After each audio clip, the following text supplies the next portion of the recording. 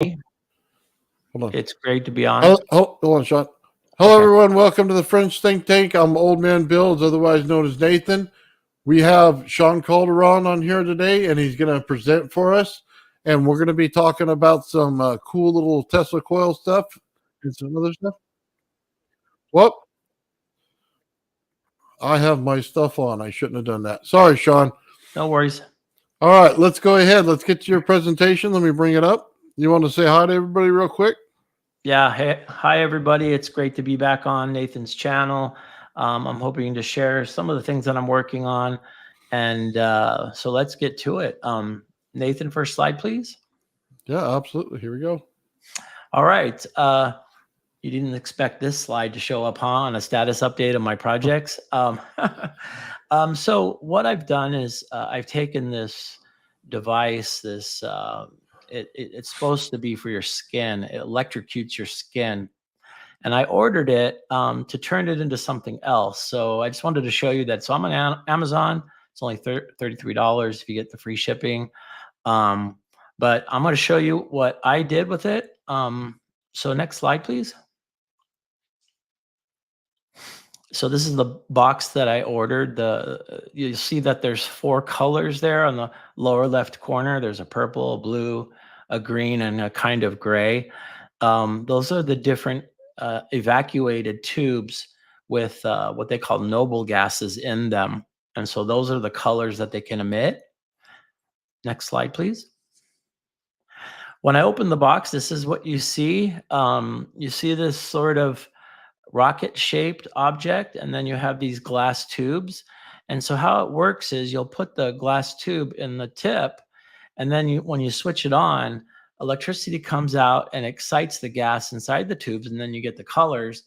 And so the treatment is you're supposed to take that tube full of electricity and run it over your face. It's a Chinese healing device, basically. Next slide. So what I decided to do is turn it into something else. And so here you can see that it unscrews right here in the mid part. And so you can start to see the circuitry in there. And Nathan, is it possible to get the slides a little bigger? Awesome. So this is what it looks like when you open it up. Next slide. There's a screw on the tip. So you want to take out that screw because that's going to then fully take apart the device. Next slide. Inside the device, you'll see now is a black cylinder. That is basically a transformer, a high voltage transformer, and it's set in a black epoxy or a black resin.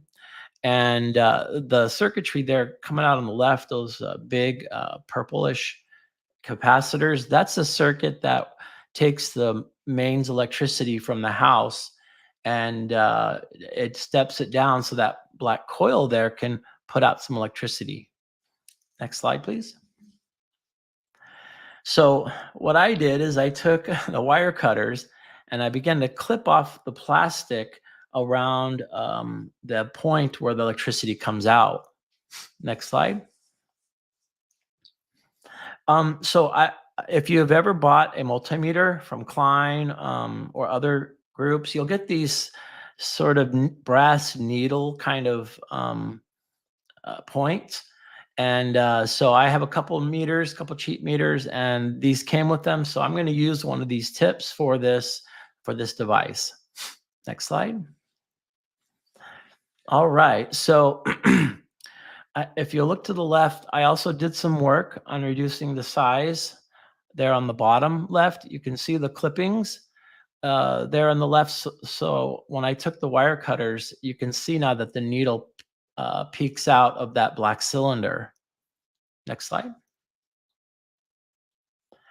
In order for this to work, you have to wrap a few windings of tape, and then this will enlarge the cylinder so it fits snugly when you put it back together. Next slide. So once it's put together, it looks like this. You have the cylinder coming out with that brass point, and you'll notice that this thing is shorter. The device, the white part is shorter. Next slide. And there you go. You have a handheld Tesla coil. This only took about 15 minutes, but this little gadget is a blast.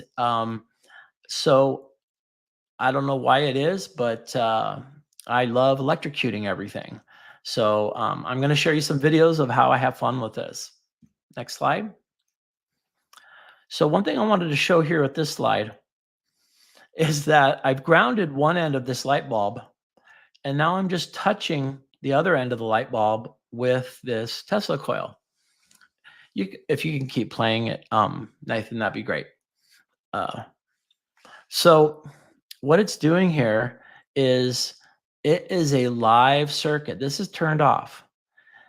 It's not dangerous to touch, though I don't recommend it, and I don't want to be responsible for if someone doesn't know how to use this and gets hurt. But if you can put your face on it, I imagine that it's relatively safe. But when turned off, it has a 115 or 120 voltage. And that sort of made me wonder, ooh, is this dangerous? But what I did after this is I measured the current that's going through the light bulb, and it's microamps. So it's such a small current that it's really not dangerous at all. Even though the LED diodes, they get pretty bright for such small amperage. Next slide, please. So here I grabbed just a circuit board, nothing fancy, and it's a plain breadboard type. And I'm running electricity from the end of the Tesla coil, the handheld Tesla coil, and you can kind of see the amazing designs. They're all going into the ground, which I have a large ground at my house. And so this was one of the fun things that I did. Can you zoom it out, in a little bit, please? Or our video's harder. Sorry about that. So on the next video, please. This is another different breadboard. Oh, I think you skipped one, Nathan. Could we go back one, please? Here we go. So this is a completely different empty breadboard. Oh, I'm sorry. Sorry about that, Nathan. I have a little bit mixed up. Okay, so this is a regular breadboard that I explained earlier. Next slide, please. All right, so this is a neon lamp. I'm touching the tip of it with this little Tesla coil. It's going into a circuit board that's going into ground, and it's lighting up LEDs. So this electricity likes to travel. There it is on a pen that I just had laying on the desk. I'm just having fun electrocuting things. Next slide. So again, I focus in on the pen. There's some alloys in this pen, which causes the plasma discharge to go into these fractal shapes, and also to change color. So it's just fascinating what you can do with just stuff laying on your desk, and it's just a blast. It kind of looks like a electric spider crawling on my desk. Very cool. Next slide, please. All right, so I connected the oscope to the device, and this is the signal that goes through it. So it's just a flat line until it starts ringing. So when you go left to right, flat line, then it starts ringing all the way to the top, to the bottom, to the top, to the bottom, but it starts to decrease until at the end, it starts over again. So you go left to right, and this frequency of this device is 185 kilohertz. So 185,000 rings per second. You're going to see this. So it's quite a fast, high frequency. Next slide. So that ends the device. I'm sorry, the handheld Tesla coil build. if you guys want to rewatch those and purchase your own, these steps you can follow, and you can have your own handheld Tesla coil. Another project I'm working on is a 6 MOSFET ZVS to power up my high-powered new coils that I'm winding.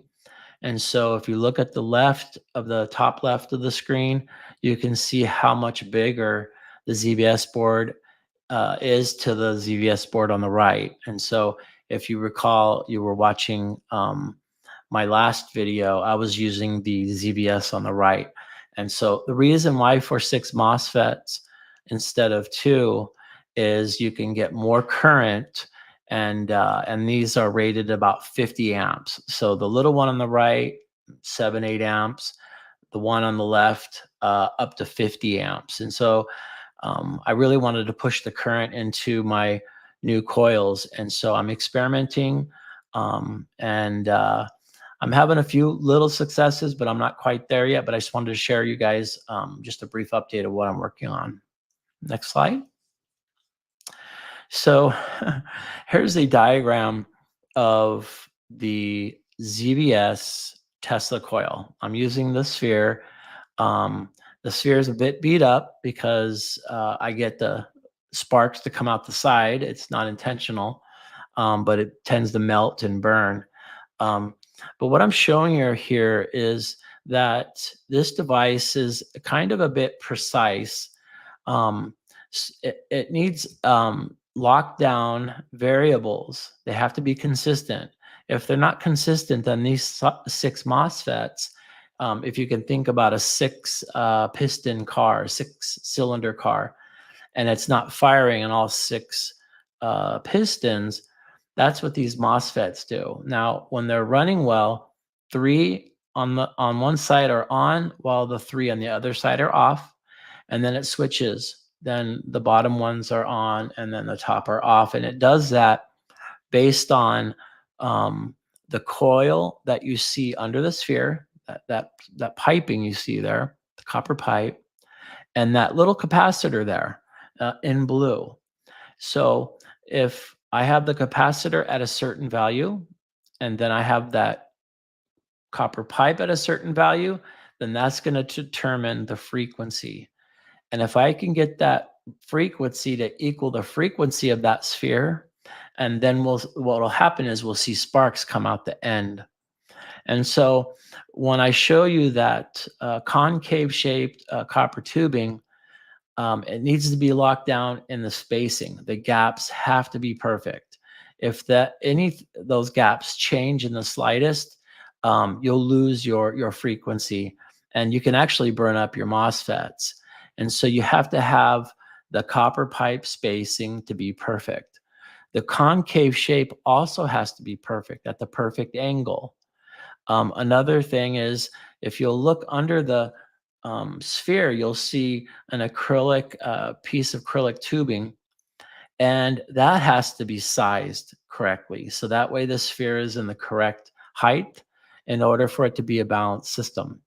If any one of these variables is not right, what you'll see is you either will burn up a MOSFET, or the sphere will catch on fire. So, and don't worry, I have a fire extinguisher. So, and I do wear a face shield when I get these working. You also notice here there's an oscope probe on the bottom left, and it has a little piece of wire in it. That's my antenna that goes to my oscope, and that lets me see if I'm achieving the frequency in order for the sphere to resonate. Also, if you look on the right, I mentioned a couple more things. Those wheels, those circular objects over there are called chokes. What they do is make sure that the current doesn't come in quickly, but it regulates the current, so there's no changes in current. That's why they're called chokes. They choke off the current, make sure that it doesn't go up or down too fast. There's also in white, you'll see their number 7. I put in 6 high-speed diodes, and that really helped this because these MOSFETs really need good timing. Next slide. So here, This is my first time I'm getting this thing really fired up. I'm in within 10 kilohertz of the resonant frequency for the sphere.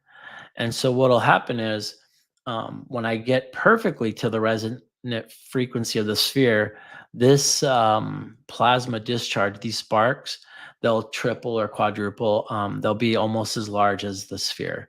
So that's the goal, to have this output to be resonating within just a few hertz, and just watch that needle on top of the sphere to just go crazy. So that's my goal. Next slide, please. I'm starting to print a new sphere. Instead of black, I picked iridium gold color, but it's a PLA filament, and it's matte. I usually like the PLA, so what I do is I buy the colors that nobody likes and that go on sale. And so people didn't really like this iridium gold, so I got it for a cheap price. And so here you can see I'm 3D printing the new sphere. Next slide. I also printed the forms. And so once I'm done wiring the gold, the new gold sphere, I'm going to place it in there and do the epoxy. So it's covered in epoxy. Next slide. So this is kind of sloppy looking, but it's actually very useful.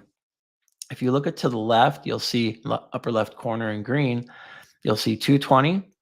And then in green, you'll see 330 under that. And then under 330, you'll see 480. And then if you go below that, you'll see 6.8. Now, when I'm trying to look for particular capacitor values, I just don't want to buy a different value capacitor for every one of my prototypes. I would have a large collection of capacitors and it would be too expensive. So what I do here is I look at this chart. So let's say I need a certain value. I need like 660 nanofarads. Well, I can see that that's number 3 on the line up in the left-hand corner where it says 220.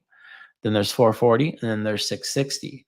And so I can just add those up in parallel, and those 3 capacitors, and I have my 660, and I'm ready to go. But let's say I needed 73 nanofarads.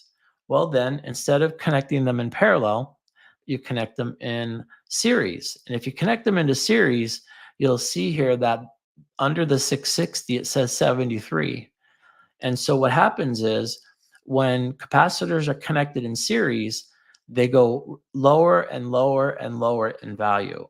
So if you go all the way to the right to the 10th capacitor, the upper right, you'll find that, okay, I'm in series with 10 capacitors, but I'm only getting 22 nanofarads. And so, so this is really handy for me. I use it to pick the capacitor values that I need and get back to my prototyping. Next slide. Just another quick little update. I showed last time that I buy in the kitchen area of thrift stores, I buy these acrylic containers that usually have like cookies or noodles or something. And that's how I store all of my electronics, so I can see through and I can see my capacitors, or I can see my inductors, or whatever I need. So I'm back now here to share a miscellaneous here. And this is where when I go to the thrift store, I buy stereo receivers. And sometimes they work, sometimes they don't. But inside is these amazing toroid coils. And they're wrapped with all kinds of outputs and inputs. And so I'll pay $10 for this broken receiver. And you can price these things. They can be as high as $1,000. And so one of the main uses for these is that they're very efficient power transformers. So they're the transformer that powered the device. Next slide. So I found this deal of this Technical Pro stereo receiver, 1500 watts. I got it for about $10. And so next slide.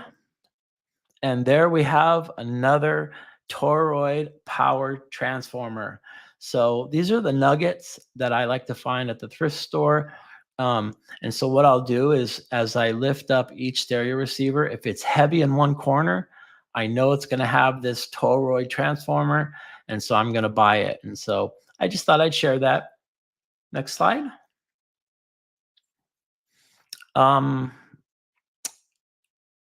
Next slide, please. Or is this the end? I think it's the end. Yeah, Sean, that was the last one. Thank you, Nathan. Thank you, everybody, for listening.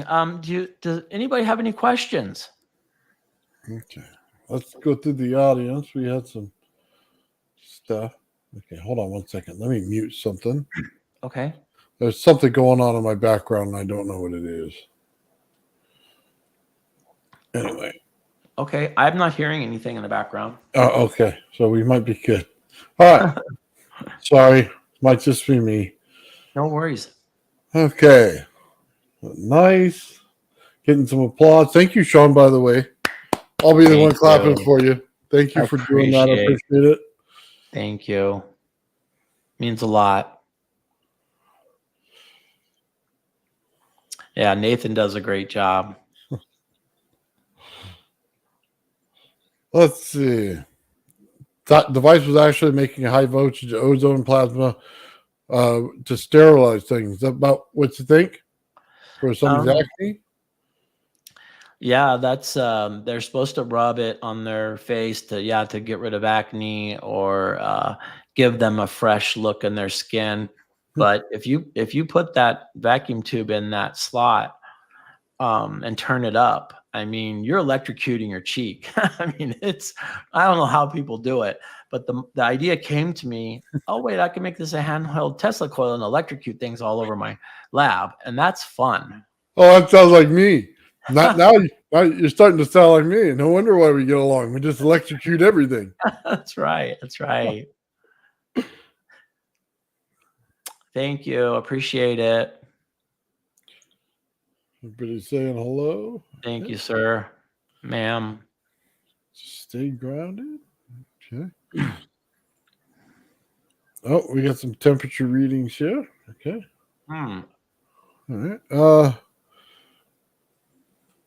F11 makes a full screen. Oh, that's probably me because I'm over there doing the controlling. That's my fault. Loving winter weather. Okay. Okay. Are MOSFETs cascaded? That's a great question. They're not. Basically, there's one side of the MOSFETs 3. If they are turned on, then the other side, the MOSFETs will be off. And then it just reverses back and forth like that. They do that for current. So they're connected to get maximum current, but no change in their voltage rating. And so the current is important because the ZVS board is actually made for the induction heater, and induction heaters need lower voltage, lower frequency, and lots of amps. So what I'm doing is just taking that induction board and changing it into a Tesla coil. And in my next update, I'll be souping that thing up. I'll have it like a hot rod next time. Good question. Okay. 50 amps. Yes. And 1,000,000 volts. I've always wanted to reach 1,000,000 volts. And hold on. Is that thing going to reach 1,000,000? That six-sided one? Not with 50 amps. No. Okay. But I can use those 50 amps and turn them into voltage. So yeah, that's my goal. 1,000,000 volts and on the desk. Nice. All right. We're going to have to look out for that build right there because that's going to be amazing. I don't know that you would necessarily share that with everybody because that might hurt, but yeah, I would do it. I might have the FCC saying, blaming me for my own radio channel. Yeah. You turn it on every once in a while. Sean's broadcasting somewhere. Yes. They start showing up in their vans. Yes. And one of my goals for that 1,000,000 volts is to turn it into a radiant energy for wireless power. It would be Okay. really interesting to power everything in the house wirelessly. That's a big goal. I know how lofty that is, but I like to aim for a star, and if I hit the moon, that's great. I don't want to aim for a mountain and hit a molehill. So that's my goal. Definitely not hitting molehills with that. You're going to be putting Thanks. energy everywhere. All right, we got Yeah. 90 degrees. So you went what, 30 degrees on that?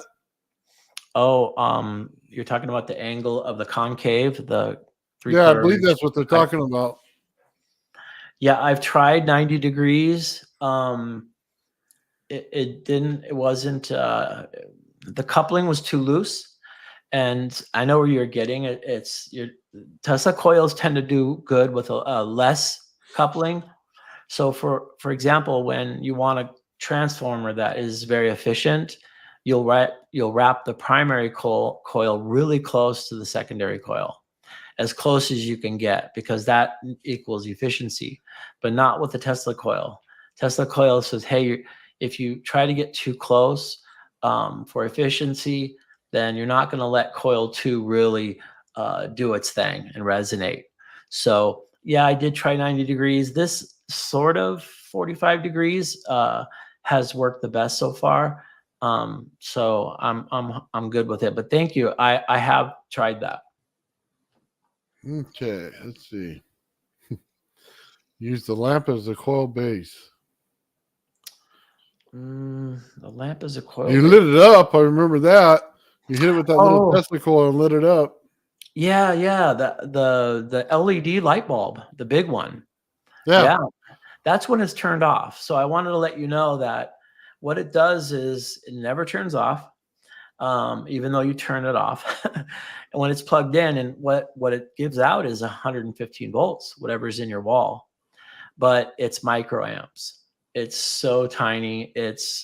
I mean, you're talking about micro is a millionth of an amp. Milli is 1,000th. Yeah, so it's very small current, so it's not that dangerous. Very good. There you go. There's some more applause for you, Sean. Thank you, Brandon. Appreciate it.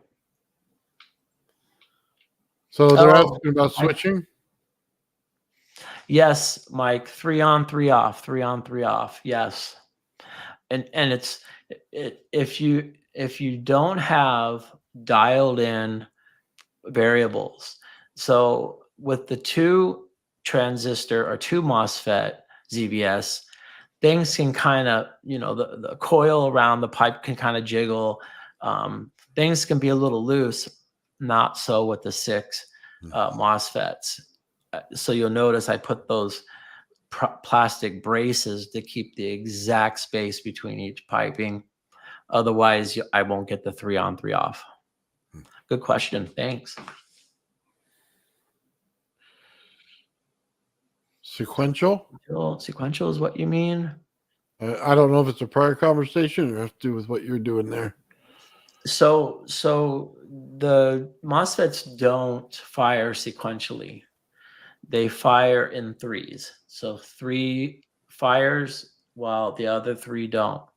Then it's reversed, and then it goes back and forth 185 kilohertz. So it's not sequential. It's I would say it's parallel. 3 in parallel on, 3 in parallel off, and so on.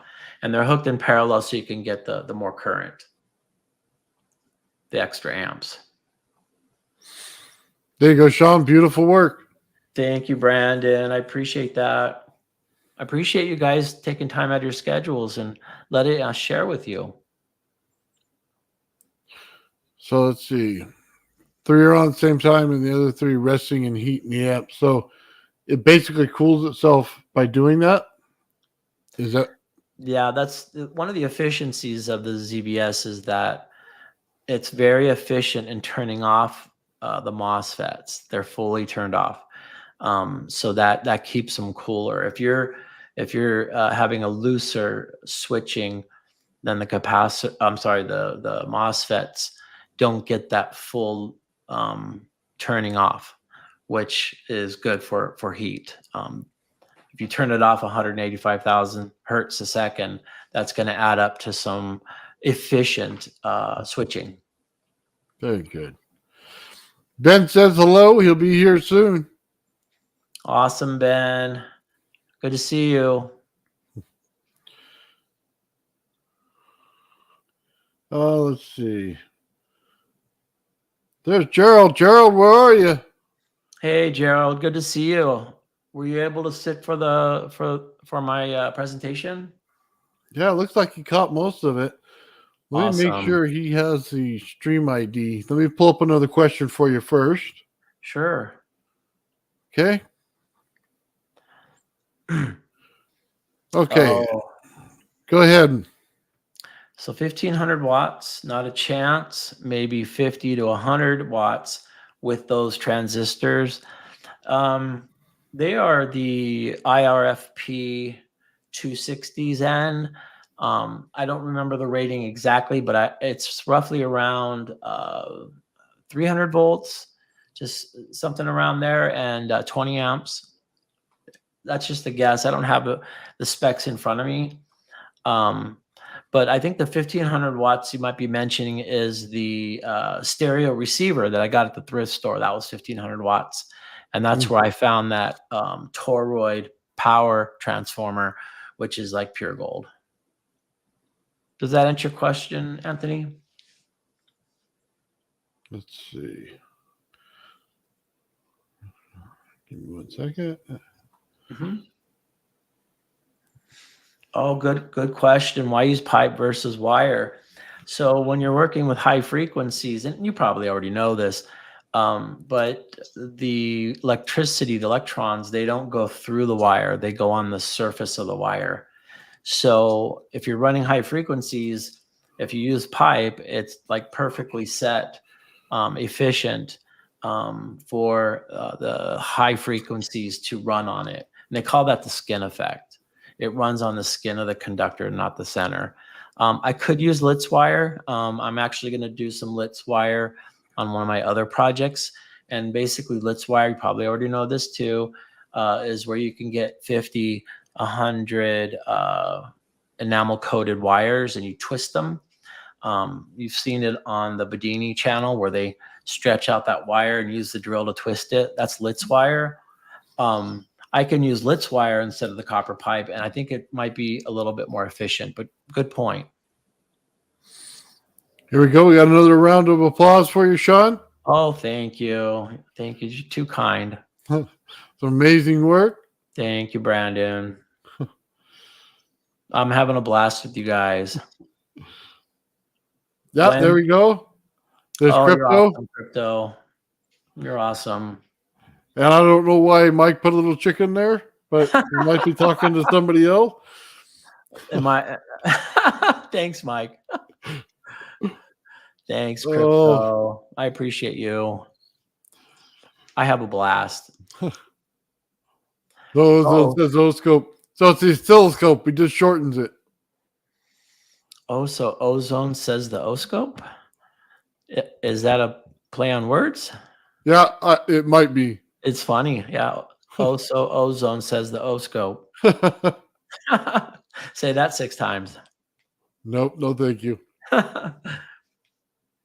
Oh, winter weather comments. Yeah, that's me. Oh, in Australia. Yeah, hot rod handheld Tesla coil. Love it. And that's why I showed the first slide where $32 you can order that thing. If you were to buy just those evacuated tubes, they'd run you up to $20 a piece. So the fact you get 4 or 5 of them, that's worth it.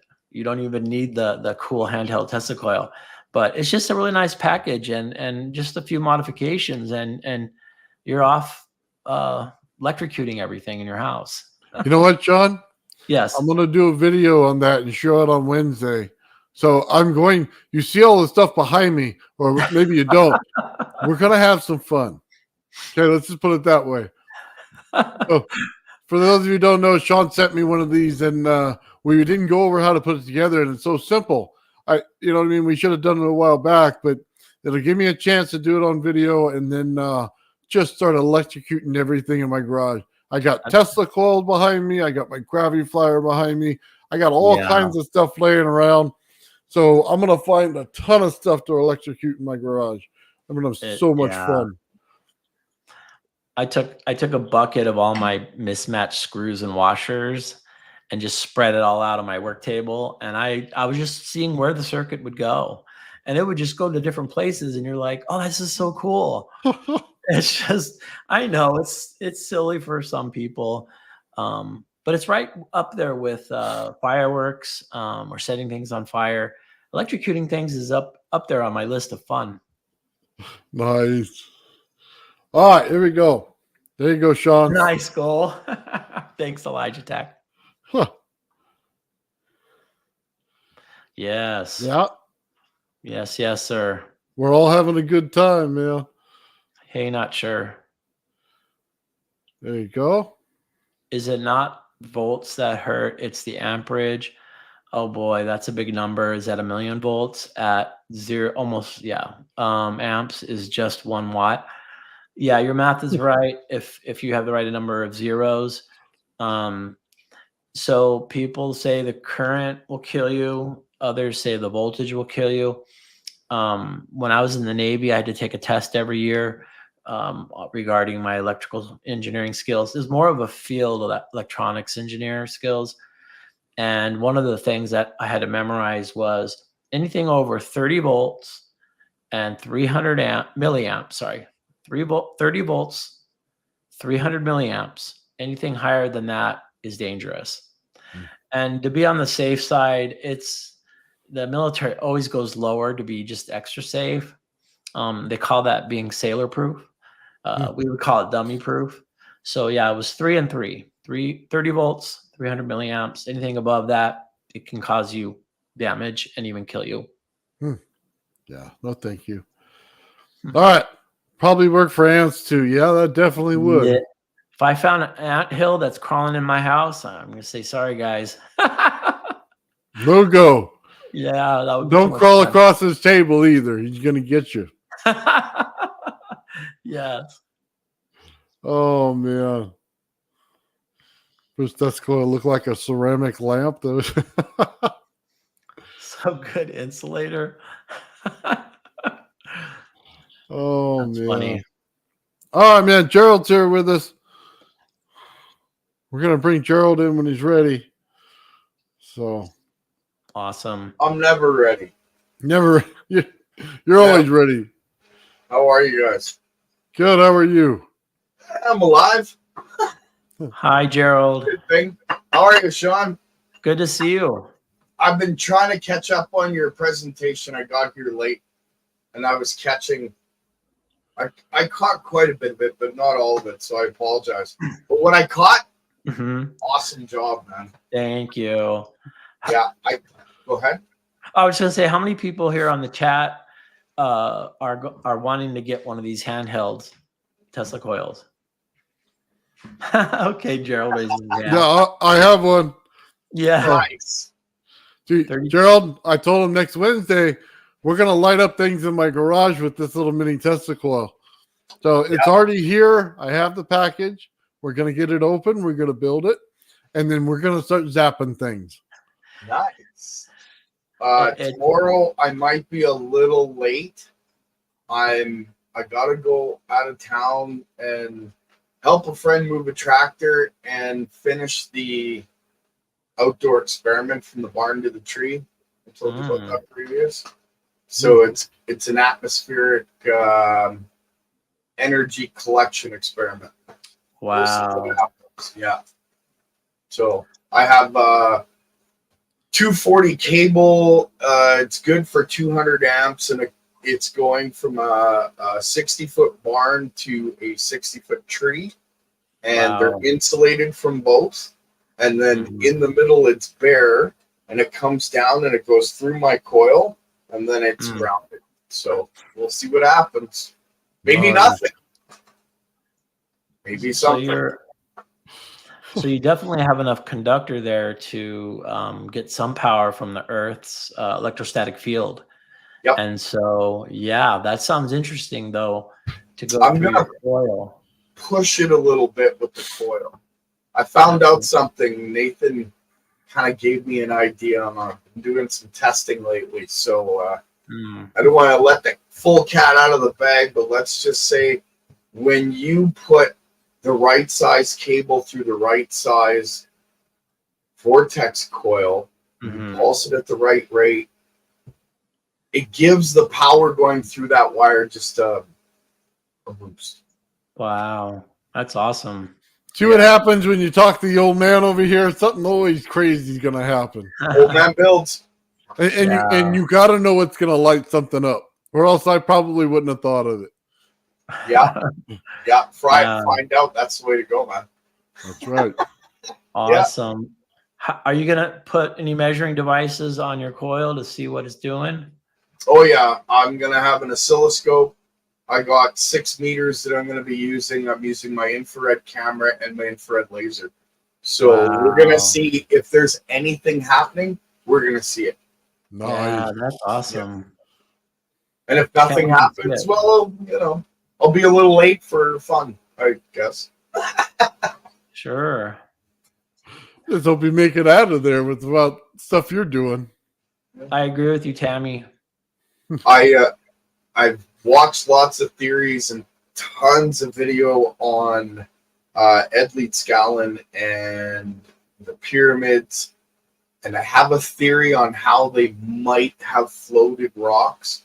My buddy has it's actually 2.8 tons, and it's sitting in his yard. It's this massive rock, and he's allowing me to drill it and then set up the experiment. So that I'll do, and I can't do it live, unfortunately, because it's in the country, but I can record it. And if it does float, we'll see what happens. It may not. Nothing may happen at all, right? But if it does float, you'll float it right to the bank because it'll be a great invention. Yeah, no kidding. Maybe. Yeah. Maybe. But my buddy just wants me to get it out of his yard. So we'll get it on video and I'll move it to what he wants. And awesome. If it works, right? Yeah, watch. As soon as it starts working, it's not leaving his property at that point. He's like, nope, we got floating rocks here. I just made $1 million. Leave me alone. Just leave it there. Yeah. Build a deck on it so it just sits, right? Nice. Yeah, that would be sweet. But if I can float that thing with this theory, I have a rock that's like about 15 tons, and it's sitting in the center of an old limestone quarry. Wow. And there's a museum off to the left. So, and it's all in the same quarry, and I'm gonna walk over and see what I can do about making that sucker lift. Wow. Don't know if it's possible. Again, it's all theory at this point, but we'll see. I love testing this stuff because a failure is not a failure. It's just you moving forward in another direction. It's there's a saying: experience is the best school, but few can pay the tuition. Yeah. I always look at us as a kind of in the 1840s, they had the gold rush in California, the 49ers. That's where they got their name. And a lot of guys thought they were going to get rich quick, but they gave up. But the guys that stuck with it, they're the ones that hit the gold. And I kind of have that sense with the people in the chat and the people that are on these calls. We're staying with it. There's that vein of gold, and we're just we're enjoying the process. It's there. There's Nathan was saying it on a previous video. I think it was Friday after I had left, where we're all doing the same thing. There's one underlying principle in every system, and this won't work unless that underlying principle is in there. You can have 1,000 different types of coils. That doesn't make a lick of difference. But if the principle's there, in every one of those coils, regardless of how they look, it's going to work. Right. Just like your Tesla sphere. I love that thing. It's beautiful. Thank you. Appreciate it. I'd love to meet with you one day and see if we can make that sucker float inside of a bigger vortex coil. Because That what would be that does, amazing. oh, yeah, I'd have a lot of fun. Huh. Well, One second, I gotta shut the camera off here. Thank you. do you? Oh. Oh, he needs a minute off. Okay. I was thinking that maybe making a miniature version of the coil and send you the 3D print files, and you can do your master coiling on it. Do you have a 3D printer, Gerald? I'm working on it. I'm Okay. saving my money, so I'm working on it. Well, just if you're interested, then I'll make a small one and send it to you. Sure. We can work that out after the show. We won't do it, of course, now, but yeah. That'd That'd be awesome. Good. Yeah, sounds good. I'm going to grab some really quick. We're all going to start having fun now. Yeah. Let's see some things levitate. Yeah, well, we're getting there. You know what I mean? We're getting the right signs. And I try to tell people, and I don't think they understand it. We're not here to build the box. We're here to build outside of it. Right. And that's why it's the Fringe think tank. We're going outside the normal bounds of everything. So whatever you thought the shape had to be, just remember it doesn't have to be that shape anymore. Yeah. I live outside the box, so yeah, I understand. Yeah. Oh wow. So this is a bunch of my other little coils that I've worked on, all different ones. Wow, amazing. And I think that this one right here is the one that would be perfect for your spherical Tesla coil. What's the diameter of that? What's the inner diameter? Well, I don't think that this coil specifically would be it, but the actual geometry of the coil would be it. I see. So it would have to be in a bigger diameter, but I'm not sure if you can see the inside. It's layered. It's like a inverse stubble field coil. Wow. Yeah, I was doing some tests with that, and I think your sphere, that's the one for that coil. So there, give you a little bit of a shot. That's just some of the small ones. I've got a bunch of others. I found my box. I'm going to pull them all out for Wednesday. So. Very nice. They look like golden donuts. Oh, gold. It's funny you bring that up. I have something on the way. What? I'm working on something big. I had mentioned it to Nathan, but I haven't said what. But gold is definitely part of it. Awesome. Can't wait. Yeah. Very cool. Thanks for sharing. You're an expert. Thank you for allowing me to share. You guys are awesome. Kidding? That's what this is about. Let's get it out there. Right. Yeah. Exactly. The more people that start experimenting on this, the better. Right? Yeah. Are you going to give us a secret sauce soon? I will. I will. Actually, I gotta make sure that not giving away too soon, right? I just dumped a whole bunch of stuff over there, but I'm sure the cat will make it. Too late. I already screenshotted it. Too late. There you go. I'm just kidding. There's part of the secret sauce on this board. I was doing some crazy stuff today just to see if the circuits of old still work. And they do. It's all repeatable. Anyone that has the circuit with the coil, it's repeatable.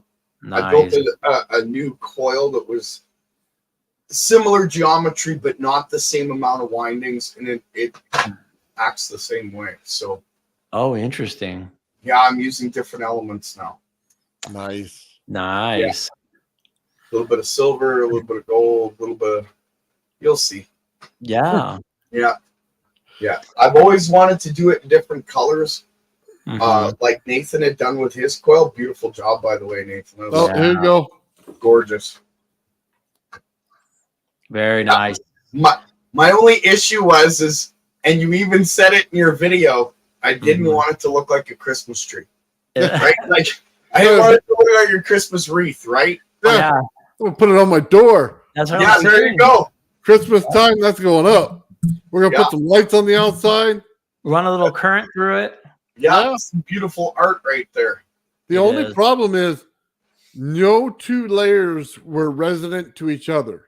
Oh, wow. So it complete bust. So, and it's just all about how you made it, right? Yeah. And I realized as soon as I was done, as soon Mm. as I checked the capacitance of it, I knew I was wrong Yeah. immediately. Now I just had to search for the flaw. So I have a giant pile of wire behind me that's on the Mhm. floor because I winded and winded and winded until I could figure out which one is going to become resonant to each other. Mm. Nice. So Wow. I'm going to do it. I'm going to have a couple coils that are just completely the same as one another. And then Yeah. I'm going to put it on my Slayer exciter circuit. And Oh, wow. I'm going to see this thing light up. I'm going to light some more stuff up. You said I Nice. wasn't allowed to tell you secrets, so I'm not gonna.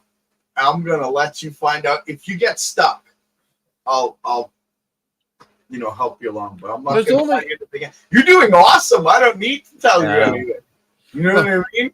It's The great. whole problem is I don't want to wrap it around the peg. You know what I mean? Yeah. So in order to, when I was trying to flip it, I was wrapping the peg and I didn't like that because it would create the loop.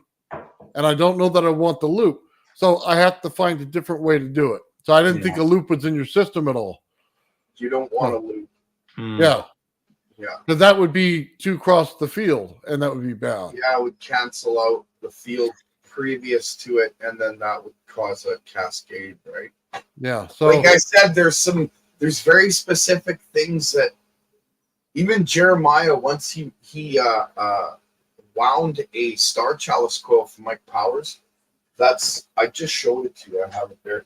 But once he wound that one, he tried to wind a coil that was somewhat like mine, but he kept running into a brick wall because there's a couple of tricks that took me a lot to find out. Like I said, 178 coils at this point.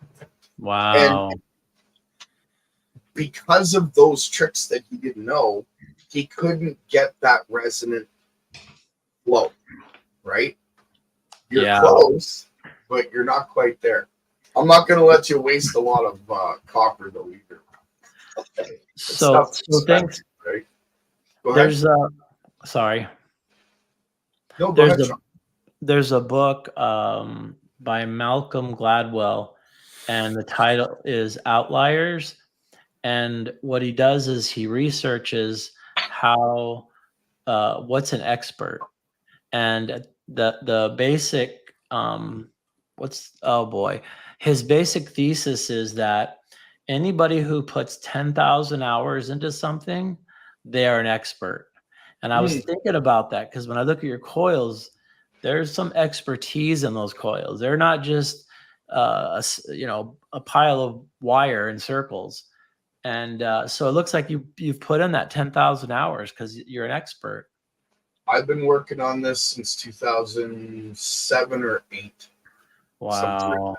Yeah. So Sean, let me trip you out, okay? Okay. So this is what we're getting about when we talk about shapes. Mm-hmm.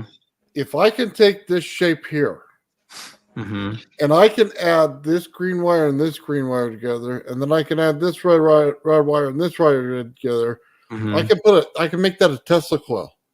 Yes, Now, if this wire here was the same amount as the other red wire, mm-hmm. I can make them resonant to each other and make a Tesla coil. Mm-hmm. So when you understand that all you need is the same amount of wire, and it doesn't matter how it's wound, you can get a Tesla coil. Now, if you want special features, it matters a real lot how it's wound because it won't work with each other because fields cancel out. Right. So that's what we're talking about when we say we can change things on how they look and how you understand something. Right. So when I look at the rodent coil, I can tell you right now, I could probably treat that thing as a Tesla coil. All I need is the two windings to be equal to each other. And then I have to watch the crossing fields. Yeah. So, but at low power with that little Tesla thing you showed that we're going to build, I can put it through that coil with that. You know what I mean? Yeah, because I don't really get some numbers. It's an oscillating output. So instead of a ZVS, you could use the handheld, and you'll get what is it called? I'm sorry, oscillator. You'll have a oscillator to hook up to Exactly. your primary and secondary coil. I don't know about the Rodin coil, their output being like, I've watched all the videos and I've seen almost everything that Rodin put out, Daniel Nunes, and the other person that was working with them. I can't remember his name. It was for like 2 years after Rodin kind of sort of disappeared. But most of the times when they get their power out, it's multiple Rodin coils racked together in series. So it's like they're increasing their magnetic field in order to pull out more power, which is awesome. It just creates more space, more copper, more, you know what I mean? I don't know. Maybe I'm wrong, and I've been corrected, and I'll correct me. I'll definitely admit to it, right? But I'm not sure Rodin coils are the way to go. If they are, maybe I'll shove one in the middle of one of my coils. I don't know. But I'm not. I don't think they have the same kind of output that's needed. I think they have a function. I'm just not sure what function it is. Yeah, Ben said Randy Powell. That's the guy. Yeah. For about 2 years after Daniel Nunes dropped out of the scene, Randy Powell was everywhere. He was doing seminars and teaching about baby coil. So, Ben gave us a presentation that he was reaching unity and above unity with his Rodin coil. I'm not sure. Is Ben part of the chat here, or? Yeah, he's in the chat right now. Okay. He's trying to get home, but it's just slow going. He'll be on. Awesome. So, Gerald. Yeah. What was the reason why you started coiling, and what's your favorite coil? My favorite coil. My favorite coil is the big one that you see me working on all the time, or working with, like the one with all the different pickup coils on the outside. It's my favorite because of the way that I got the numbers for it, and that was in a dream. Now, take it with a grain of salt, take it with a truck of salt. This dream was a dream of Jesus Christ coming to me, giving me very specific numbers. I made the coil, and ever since, I've been finding anomalies that I can't explain. So when I went to the scientific community to discuss what I had, it wasn't to show that I had something special. It was to try and understand what it was I was seeing, and to try and figure out whether or not I'm wasting my time. But it turns out there's maybe 3 or 4 different major theories that come together to make this system work. And there's 7 instabilities, and it does 4 major functions, 2 of which I can't talk about on YouTube. Okay. No worries. Excuse me. So, but these systems, they're based in sacred geometry. Even Nathan had brought it up in one of his videos. He was talking about Mandalas, and I had mentioned this before. It's one of the reasons why I asked Hans Dietrich if he had seen a coil like that somewhere around the pyramid, because I'm wondering why it was this system was built the way it was given to me. Because it was given to me, and I just, the next day, it took me 8.5 hours, I think, to wind it. I'd have to look at my notes, But, sorry, go ahead. No, I had a similar experience where I'm not a writer, but I just felt this urge to write, and it was like a 5-page poem, short story. Nice. And there's a book called Pragmatic Thinking and Learning, and it's an expert where he uses computer terms to how the brain works. And so he'll say something like the brain is the CPU, our memory is the hard drive.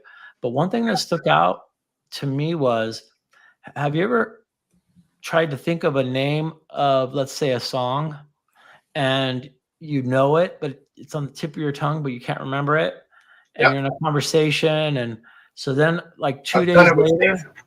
yeah, and 2 days later it pops up, and the guy postulates that our brains want to problem solve. So if we put something in our conscious mind, it goes into the unconscious mind as sort of a asynchronous process, like how a computer can work, and then it'll spit out the answer somehow in a day, in a dream. And it's interesting that that part of the brain is the part that spits out the answers. And you know what? I would 100% agree with you. But there's a lot more to my story that goes to that I don't really talk about too much. It has to go with me dying. It has to go with what I saw after I died. Sure. When I came back, being directed to go to British Columbia, the stuff that I was involved in, the stuff I saw, it's a very long story. I'm in the process of writing a book about it. But wow. It's not just one dream. It's my life's been crazy. And then there's people that can testify to it. It's not like I'm trying to prove anything. Yeah. I actually set out to try and prove the opposite. And I've had my head kicked in multiple times for trying to do that. So I'm just saying, like in my life, that's how it's been. Well, metaphysical is important. There's a spiritual side. I wouldn't want to neglect that. So I appreciate you sharing that, because there's the physical and then there's the metaphysical. And so, and I've met people who have experiences like that. I would never discount them. Oh no, that's all good. And I don't diss on anyone that doesn't believe me. My beliefs don't require them to. I try and live by something since all that happened called Verticos Veritas, which is speak the truth is a way of life. Because after seeing what comes after death, I want to have a clean slate. Yeah. At least to the best of my ability. Hey man, I mess up all the time. I'm far from perfect. But yeah, I believe personally that there's a lot more to life than we see or even know. Maybe I'm wrong. I don't know. I would wholeheartedly agree with you. Anthony had a question. How do I get the MOSFET, or I'm sorry, how do I get the ZVS to oscillate? Like, how do I get the signal to oscillate? That's a good question. Yeah. So if you think about the ZVS coil with just a capacitor and a coil, that's enough to have what is called a tank circuit. And based upon the coil's value and the capacitor value, that will determine the frequency that they'll operate at. So if you go up in capacitance, frequency goes down. If it goes up in the coil inductance, the frequency goes down, and vice versa. And so I hope that answers your question, Anthony. Yeah, like a bucket, right? If your capacitance is high, then it's a bigger bucket. Whereas if your capacitance is low, it's like a small bucket, fills up quick and dumps quick. Is that right? Yes, that's a good analogy, because the faster the frequency, the smallest amount is in the bucket for the capacitor. Capacitors will turn into a short at a certain frequency, because that's a good analogy. Thank you. One other thing I just want to throw in here just for you guys. You have to look at what you're putting in your Tesla coil. If you put something down the throat of your Tesla coil, it's going to operate differently. So you can actually change some of the amount of wire. So by putting something down there, it'll seem like you added more wire to it, even though you didn't. So when you're building stacked coils, you have to keep that in mind, because you will change the complete capacitance of that whole thing by changing the design. So just so you know that, I already know that little bit, because you know me and my Tesla coil. I like to play around and hook up my gravity flyer to it. So it's funny when the light's next to the Tesla coil and it doesn't go off. Then you get to the top 4 inches where I put the wire, it goes off perfectly. Wow. I changed the complete capacitance of the entire coil in that top 4 inches. Interesting. So just so you know that when we do Gerald's winding, that thing has to be dead on accurate, and it matters. And it changes when you change the capacitance, of course, changes frequency, right? Right. So everything matters when you're adding it to the system. If I had 12 pickup coils on the outside, that changes the frequency, plus pickup coils on the inner core, that changes the frequency. It's all relevant to resonance, right? Right. Good Just like point. the Tesla coil resonating all the time. That wire going down the middle, only one I've ever seen do that is Nathan. Yeah. And Same. I've asked about that picture from Tesla a million times to everybody. He's got this pole that comes up the center of one of his big coils. And it looks like it's grounded out. And everybody's like, I don't know what it is. Nathan figured it out. So, Wow. I mean, it's awesome. Yeah, definitely. It's, by the way, one of the reasons why eventually I'm going to be able to turn on a tuning fork just with my Tesla coil. Yeah. I'm going to shove a pipe down that Tesla coil hole, and I'm going to make that sucker the same value as that tuning fork and turn that thing on. See, and I think that has something to do with it's part of the theory of raising a stone off the ground. I wonder if it was some form of a Tesla coil, like through the stone itself, which created the pole, and then they used an onk, which is a tuning fork, to flip it. So, interesting. Yeah, Nathan's he's got a good theory going on there. I might be using parts of it. Sorry, Nathan, for the levitating of the stone, but we'll see. I'm going to use everything I can. Right? It's not my theory, but it would work. It's everybody's theory because I'll make sure everybody knows. It's not mine. I don't care, right? I just want to see it raise. Maybe give it a push. Yeah. Keep us posted. Definitely. It'll be on video. Nice. Yeah. So is Ben coming on? No, he had to wait till he got home. Yeah. Ben's about 15 minutes away, and he's good. Oh yeah, he'll be here. Yeah, he's been checking. He's been watching the chat and stuff as he goes. Right. What was that last question, Nathan?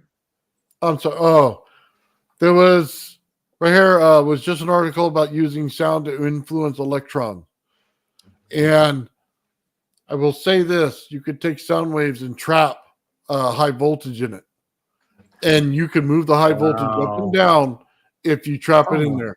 And it has to do with the way the sound is working.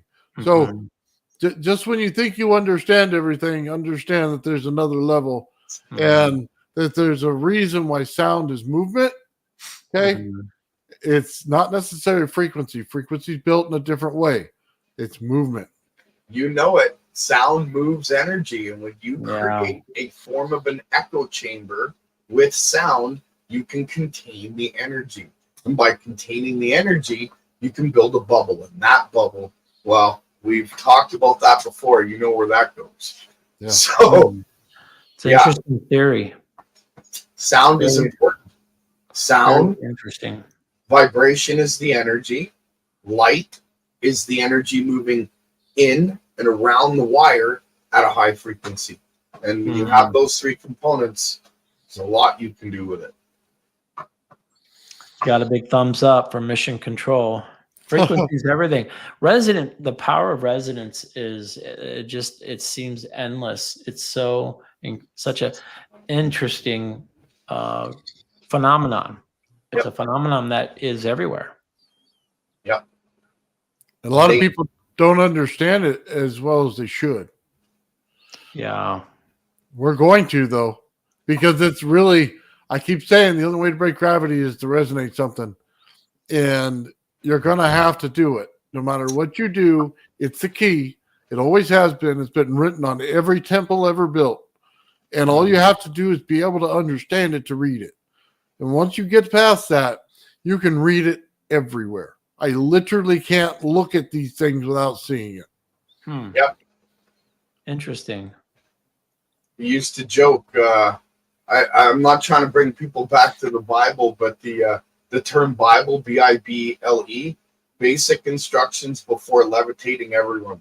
I don't know, you know.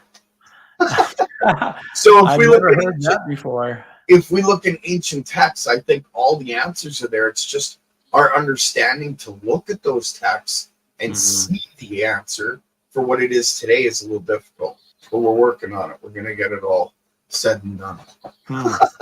Yeah. Yeah. I believe that. Well, it's going to blow people's mind when they find that out. Like, if I walked up to Sean with my coil and I just said, here, it's a Tesla coil, you'd tell me I'm full of it. And then you would have to hook your circuit up to it. And then you're going to tell me, oh my God, how did you do that? And then you're going to finally see the light. It's not what you think it is. It's everything that it's supposed to be, though. Mm-hmm. Yep. Yeah. Well, I don't know if I'd debate you and say it's not a Tesla coil, but. Well, I had a few breakthroughs this week that, okay, so when you take two of the exact same coils and they're bifilar 180 degrees out of phase. Sorry, first day with my new tongue.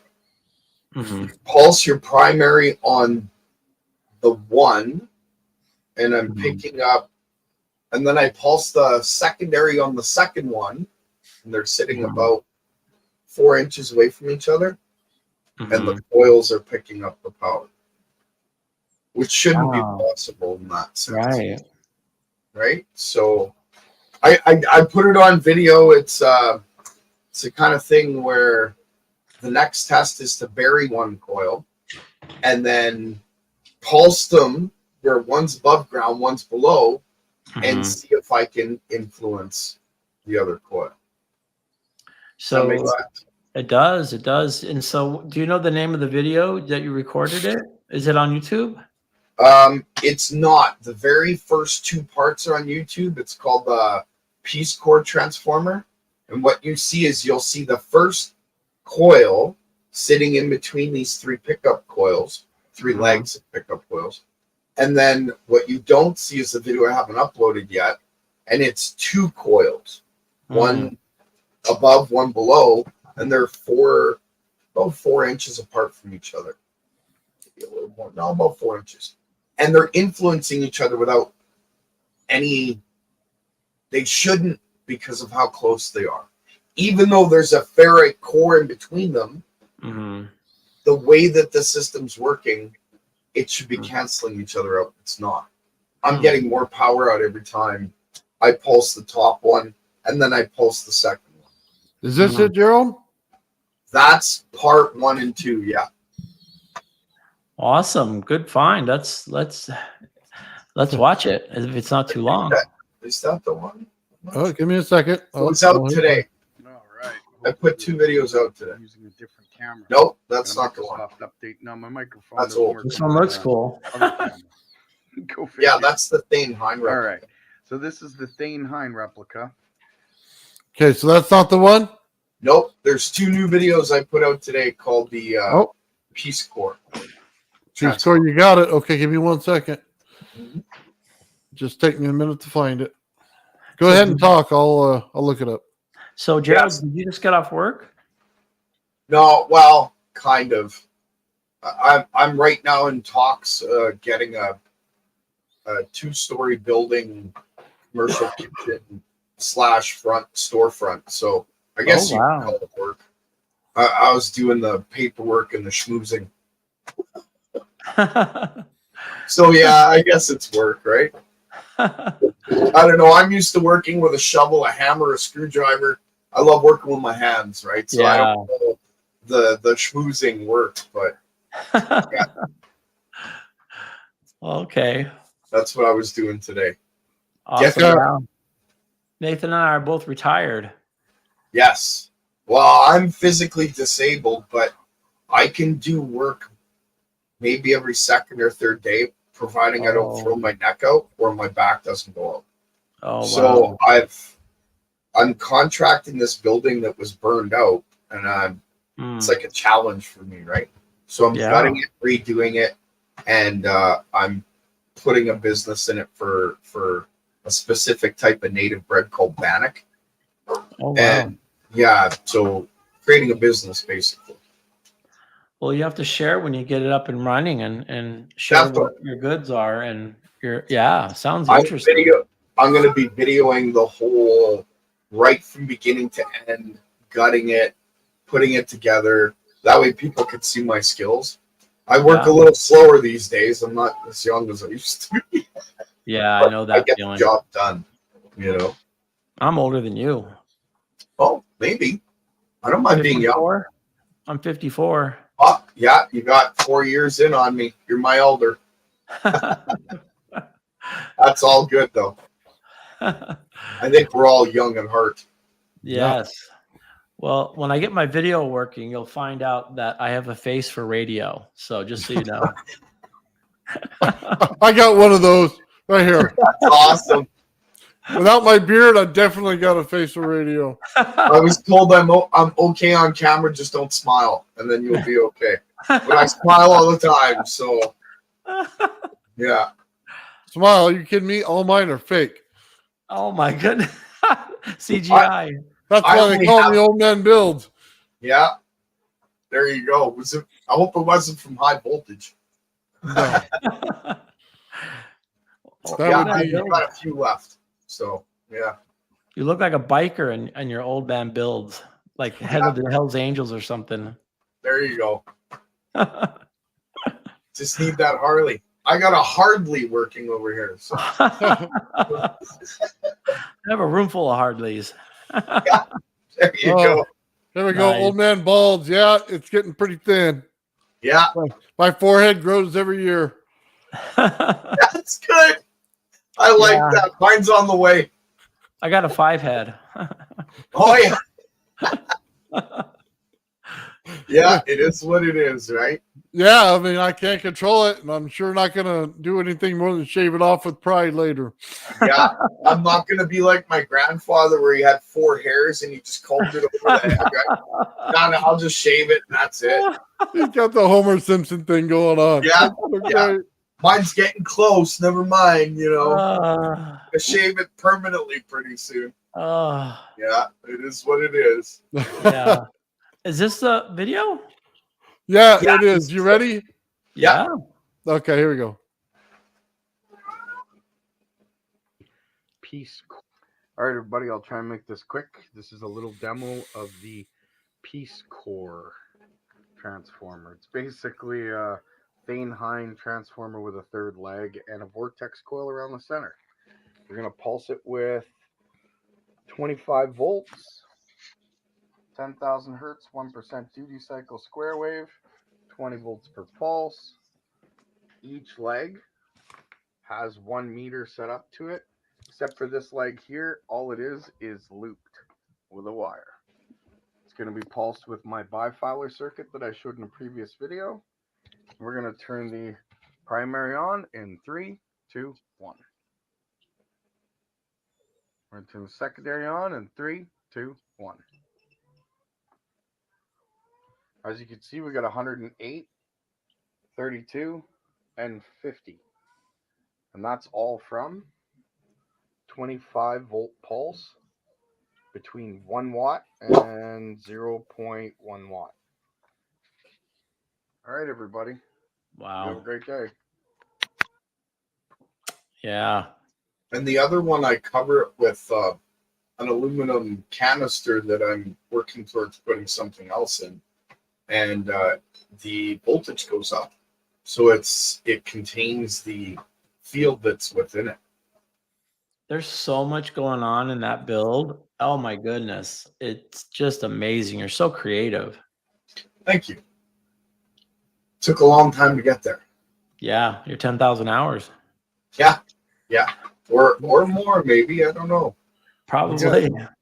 Yeah, 10,000 shocks for sure. I'll tell you. Oh, And 10,000 volts.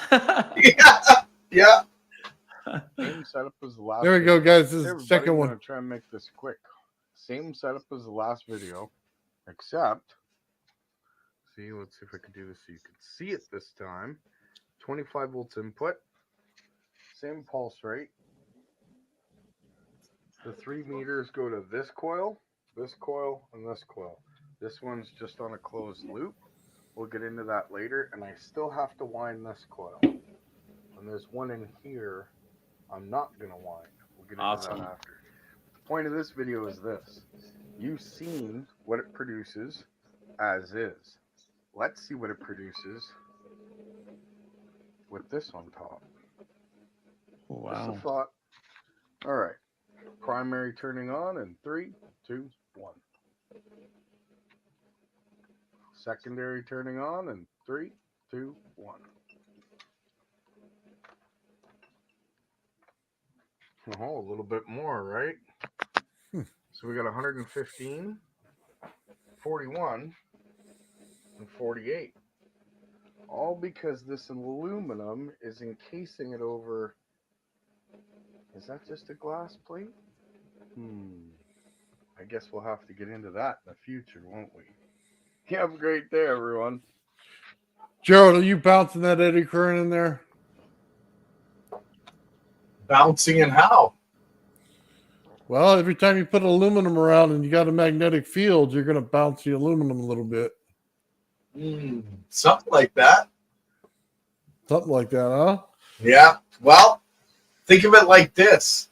It's not just bouncing around inside the aluminum. What's it sitting on? The glass plate? Wasn't glass. Somewhere there's a microwave missing that.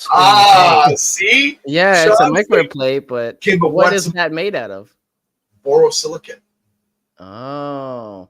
That Okay. matters, right? So we got reflections going on of waves and It's made for standing waves, microwaves. Interesting. well, it's definitely part of it. I tried it without it, and I surrounded it just by aluminum. Didn't get the same effect. But I also didn't get the same effect with just the borosilicate. And then I have a Pyrex bowl that I put on top. Wow. Again, not the same effect. So very interesting. Yeah. Yeah, that's Very- awesome. Very good. Hey, Ben, what's up? Nice to see you. Glad you What's made it. going on, everybody? Yeah, not I'm the glad same I without made it too. Yeah, thanks, Sean, for your presentation. I caught it on the way home. I was listening. I didn't obviously watch it while driving, but I was listening, and very interesting stuff. And Gerald, your new take on De Glocka, it's kind of looks like the bell a little bit. So a little bit. It's awesome. I'm making it's already in the process. I'm almost done. There's a structure holding a smaller coil up towards the top of the inside, and then one that fits perfect on the bottom of the bell, and they interact between the two. We're gonna see if we can get some sort of a bucking system going on that. Well, we all know what we're searching for, right? I have exciting news to announce to everybody. Nathan, I don't know if we got Michael on for next week, but he did send me the coil frame 3D files for the new Vortex 432 Advanced version 3 coil, and it looks exactly like it. It could be what we're looking for. Nice. He did a really good job on it. Very nice. Just what I needed in my life. Another coil to wind and unwind and then rewind and then unwind. And rewind. And there's no guide for that one, winding that one. So we're gonna have to, do a little trial and error there. More trial and error. Yeah. More Christmas wreaths. Don't worry, Nathan. I'll do all the heavy lifting. So I can't wait to get into that one. On a different subject, but one of the comments they said this, right? So just to tell you, a little bit of a brag, okay? I took dance class for 3 years, so you know how busted move. I'm not going on TikTok, right? I'm sorry, can't do it. Yeah, but yeah, I know how to dance a little bit. Nice. It's always good to know how to dance. Damn straight. Hey, real quick, Ben, do you see the little mini Tesla coil? Were you able to catch that in Sean's presentation? So I listened to it, but I wasn't able to see any of the video, unfortunately, yet. You remember that last little Tesla coil he showed us lighting up the little board and it did the squares on it? Yeah. He walked through early in the presentation on exactly how to build it, and it was completely easy. Okay. Yeah, I was listening to a little bit of it. It didn't seem too involved. No. But the cool thing was with your coil, Now you could take a little mini Tesla coil and just touch it on each wire and see what you get. So I'm Yeah. absolutely fascinated to see what you do with it. So I think you should buy it. It's like Yeah. what, $30, I think. Yeah, see how 32. the energy flows and everything? No, that would be Exactly. great. Touch it Worth everywhere. Great. Yeah. Oh, I Totally. It'll love that. surprise you. It'll surprise Oh, you. Ian's here. Oh, there we go. We'll put him on as soon as he pops on there. There we go. Oh, he's got his setup up. You ready, Sean? Ooh, There we go. Yep. Ready? There we go. Uh-oh. we're in for a treat today. Electricity. Did Sorry. you guys know that he flies helicopters? No filter. Just no Yeah. filter, Gerald. Just Like- zero filter. Yeah. Sorry. How you Did doing, guys Ian? know- Can you, Good. Can you hear me okay? Yes. We see your gorgeous work too. Yeah, some nice equipment, a beautiful coil. Yeah. Wow. Looks like your background, Ben. Right. I know, only real. Right. Gerald, do you recognize any of this? Ah, Can you hear nice. me okay? Yes. Can you guys hear me? Yes. Yeah, we can hear you. loud and clear. Oh, you can. Okay. Like he's All got- right, cool. Yeah. Yeah, this is yeah,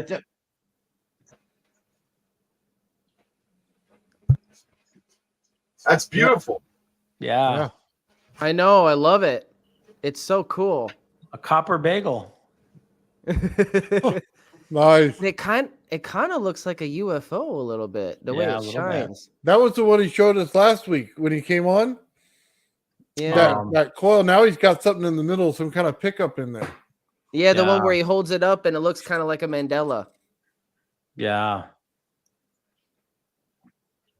It looks like he's got like what, like a Tesla coil in the middle or some kind of helical coil, Yeah, they look like maybe secondaries. pickups or something.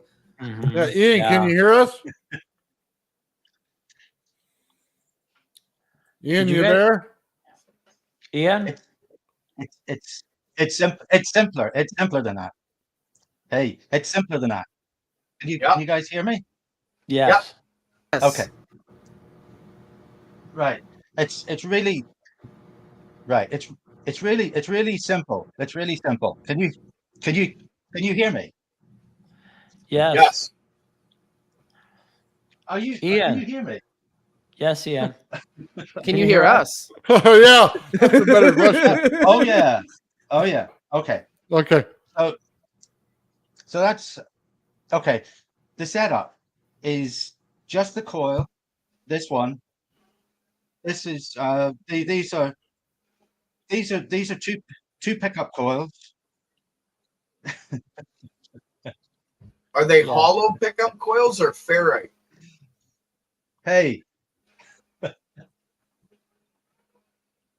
Wow. I think I'm we're so freezing. delayed. Thanks, Anthony. You guys, did you guys know Ian is a helicopter pilot? Wow. He flies the Wow. biggest helicopter for medevac. Nice. Wow.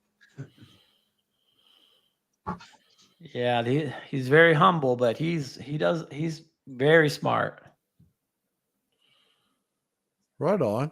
No, we just got to get him to where the mic works properly. maybe the electric bagel is interfering. Maybe. Yeah. With these systems, you never know. Honestly, you really don't. Yeah, that's true. He's got a lot working there. He does. Oh, here we go. He's talking to us on here. You can't hear me. It's a huge delay. I don't know what's going on. Yes. Hey, Ian. Well, how about Ian? How How about you just take a minute and just tell us what's going on and just explain it, and then we'll all be quiet. there's a huge delay, it seems.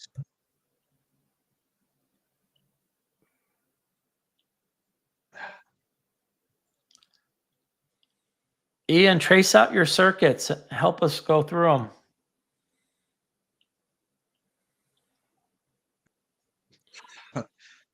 Okay. I'm gonna try and just talk here, so I can hear. I can hear all of you. Okay. All right. Very simply. Here's what's going on. There's a pulse is coming in here through the transistor. That's the 3055. These pickup coils are going to two rectifiers, full bridge rectifiers. One is they're ferrite, and so. But look, where do you see? What do you 1.3? Check them out, and it goes up. Go down in, and it comes down. But we're getting 112 and 56.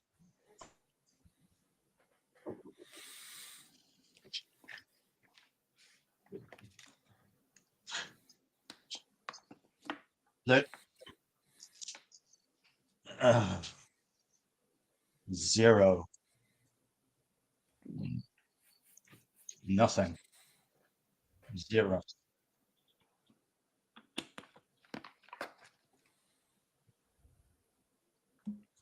Oh shit.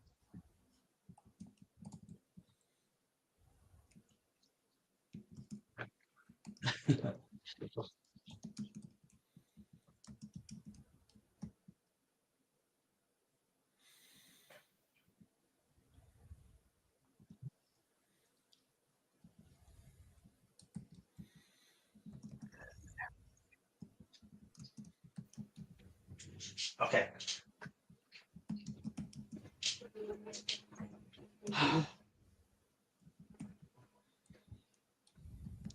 Oh, he just completely is gone.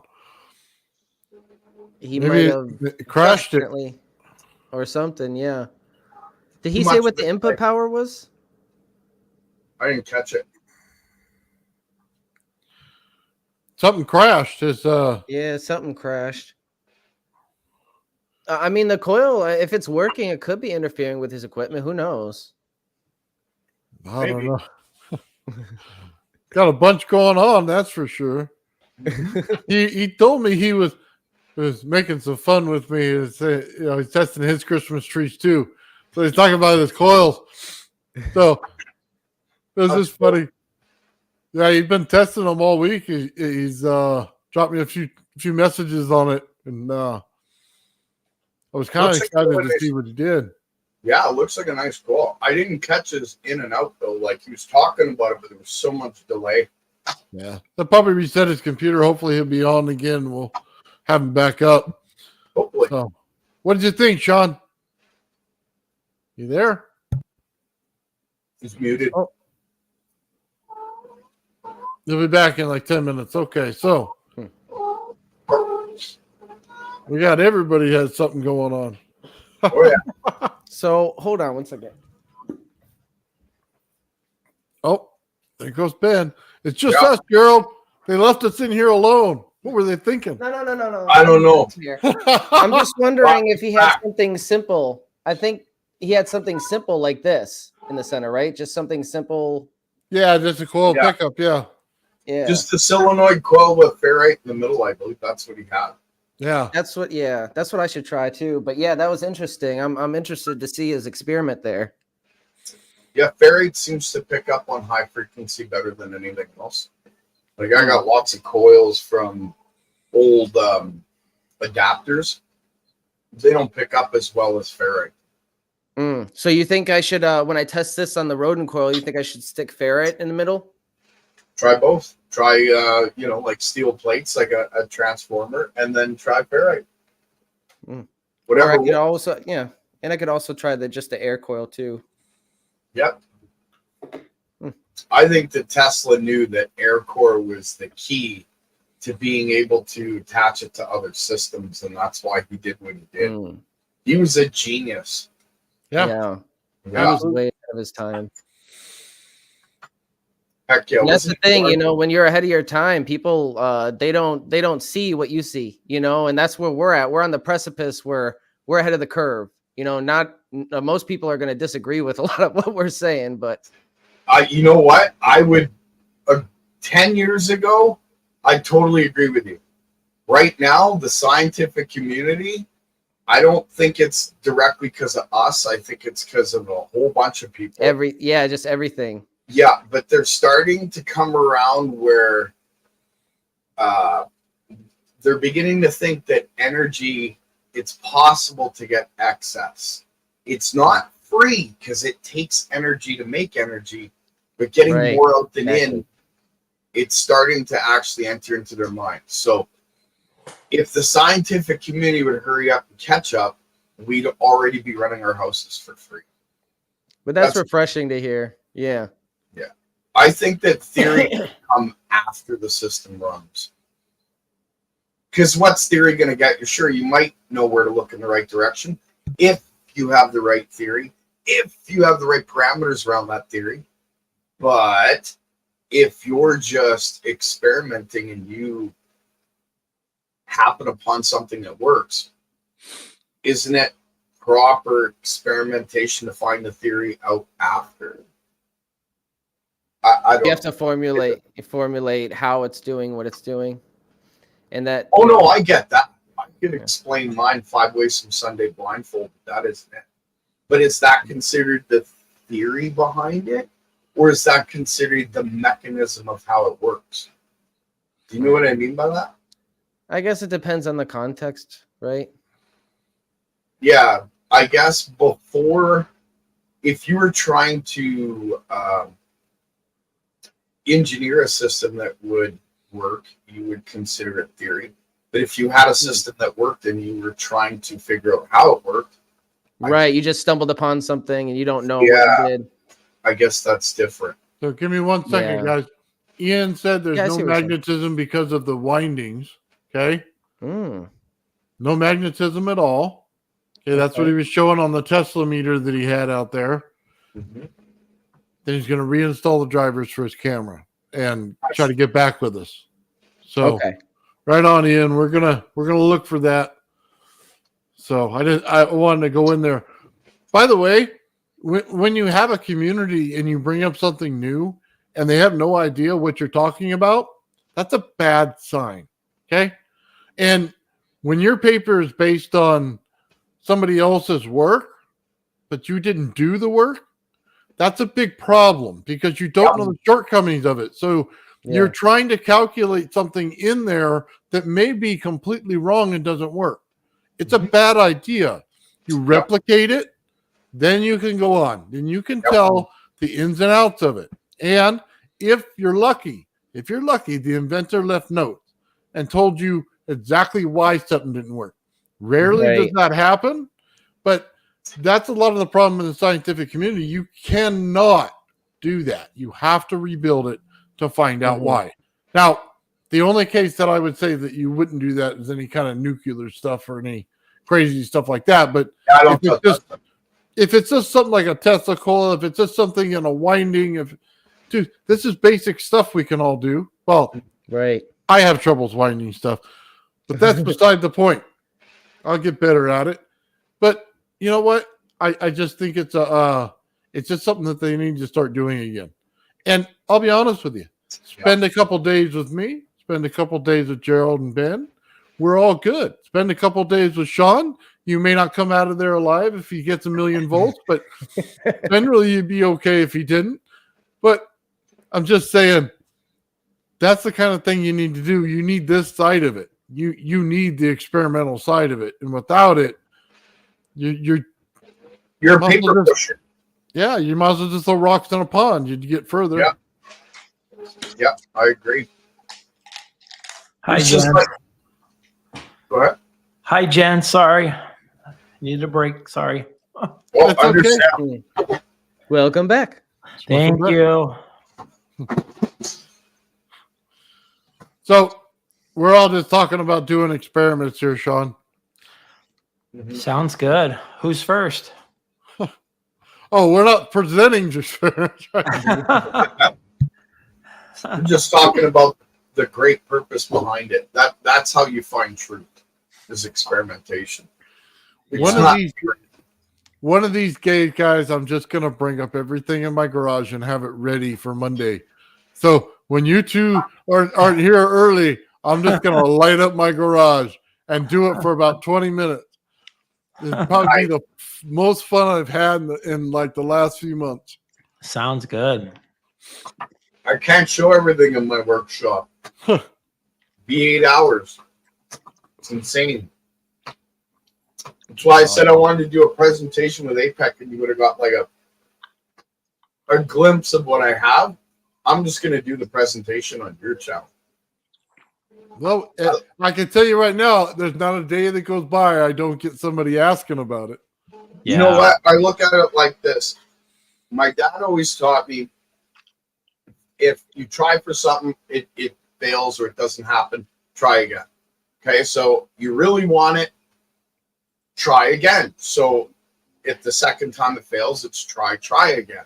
On the third time if it fails, wasn't meant to be, get the heck out of there. Try something, right? So what ended up happening for APEC? I know you didn't get to present. No, that one was on me. My back went out. I sent him a message. I didn't get a reply. I don't know if he even got the message because there's consistently interrupted messages between me and others. I'm the most shadow banned person there is. Oh, not to mention, you put out a short. It was at 453, dropped 100. I watched it happen. I was like, wow. Wait, who? On my channel.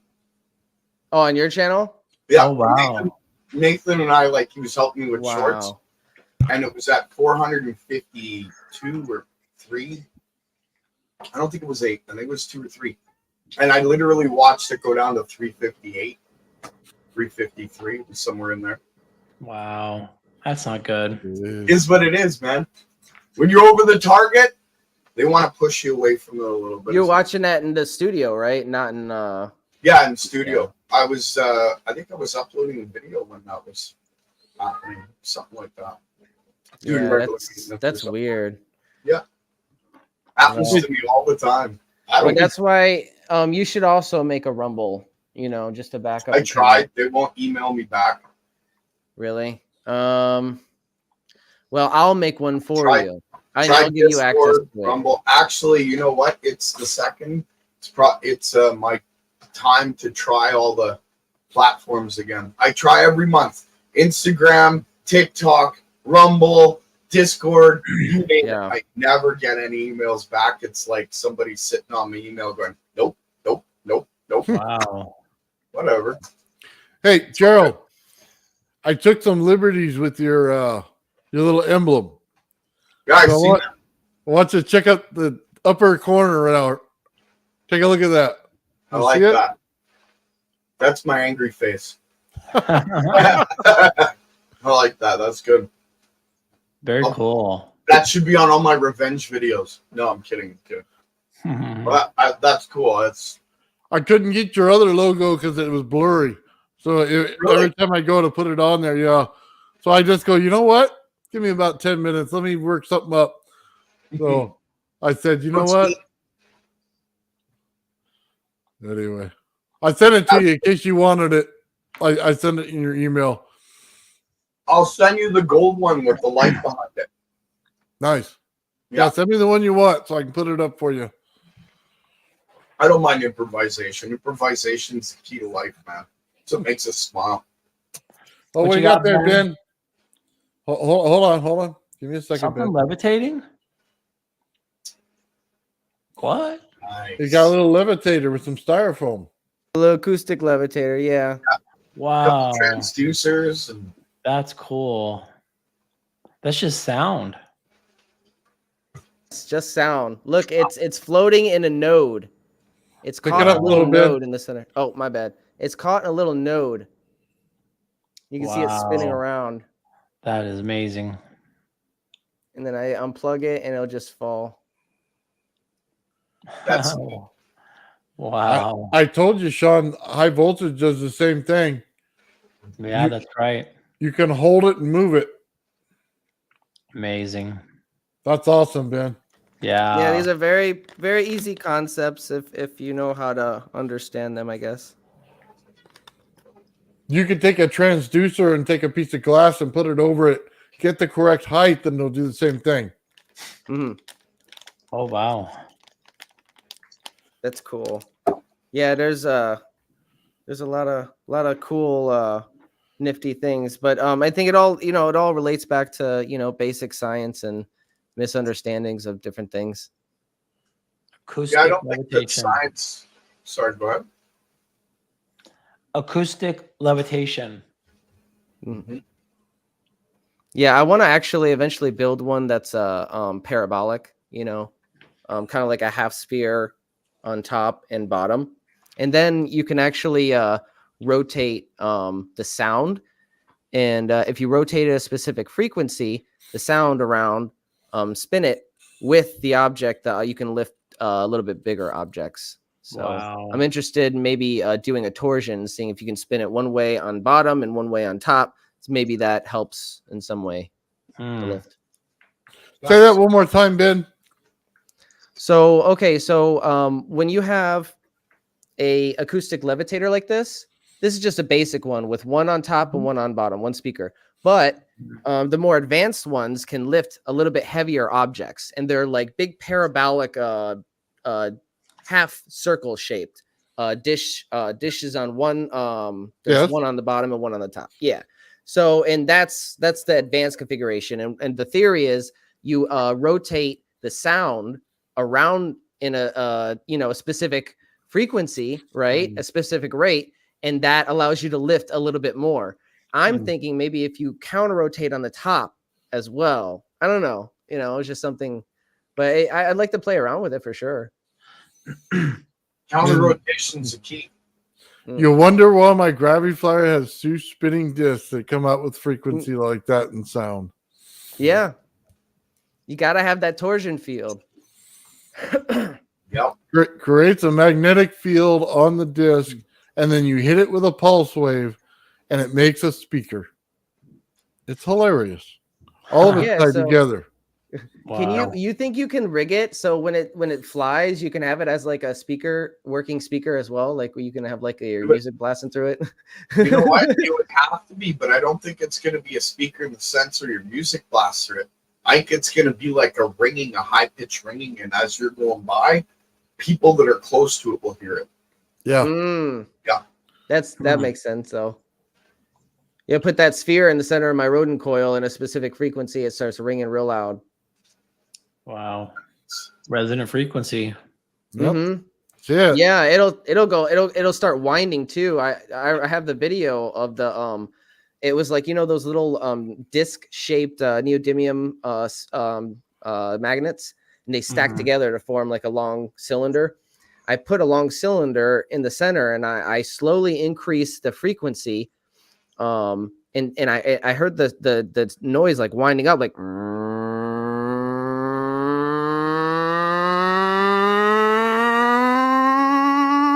and then I let it sit there, and it just absorbed the energy. Wow. And then when I had one sphere, or I took one off, and then it snapped back together, and it like had so much energy in there. I guess it had that spark. So wow. Like I dropped it and. Go ahead, Sean. Oh, that was a really good presentation of the sound. It was realistic. Yeah, my bad. That was a little too loud. So, yeah, that was pretty loud. You got me there. Sorry. Hearing aids do funny things to you. Hey, take a look. This is Merkaba's machine. So does Pepsi. Yeah. I just wanted to show you this. I was going back and forth with him, and we were talking about sound and frequency, and right there where it says coil on it, he wants to be able to pick up the frequency on each side of it. So he's looking for a device that can pick up frequency on there so that he can tell exactly what's going on and where's it at. But for those of you who don't know, in the center there in the blue, he has a neodymium magnet that he's spinning in there. Kind of like yours, Ben. and he's doing it with sound coils on each side. So this is a new one. I haven't seen this rig yet. Yeah, this is the new one he was doing. So that's the Merkaba. Is that what it's called? Merkaba. Sorry. So this is the older one right here that we all saw last time. Mm-hmm. So here's the piece here he's working on, trying to get that thing better so that he can spin it. And he was just having trouble here. You can see it digging in. Oh yeah, yeah. Same thing. You see it in the plastic cup I have. It digs in. So here, look at this new machine, man.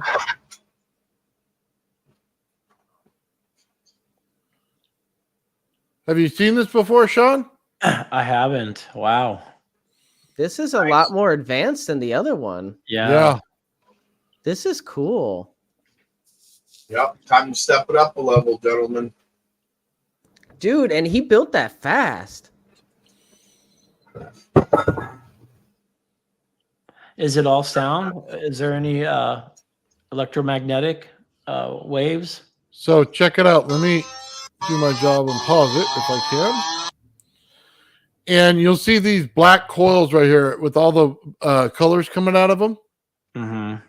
Those are around the whole thing.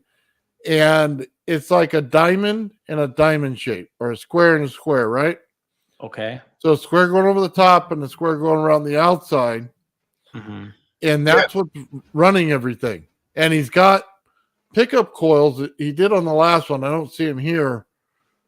But those coils will make that magnet rotate. And then he had a version where there was a pickup coil. So where the center parts come in, there's a coil on the outside right there that would just send out frequency. Wow. So he was creating an amazing machine here. And the sphere is a neodymium sphere. Yeah, give me a second. Let me see if there's more here. No, not that way. Oh. I'll have to pull it up. Oh, here we go. Now it's sliding. Now it's giving me what I want. Come on.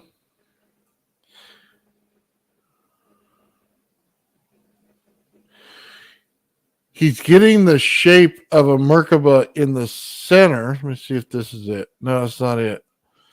When he turns it on. There it goes. Wow. Is that sound or is that electricity?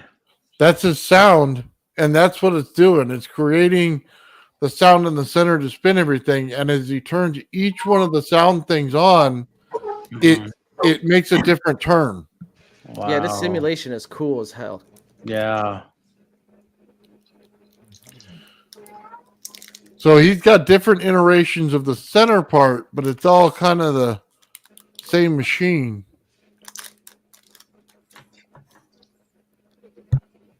Two cubic forms turn 90 degrees. Yeah. Is the whole thing made of plastic?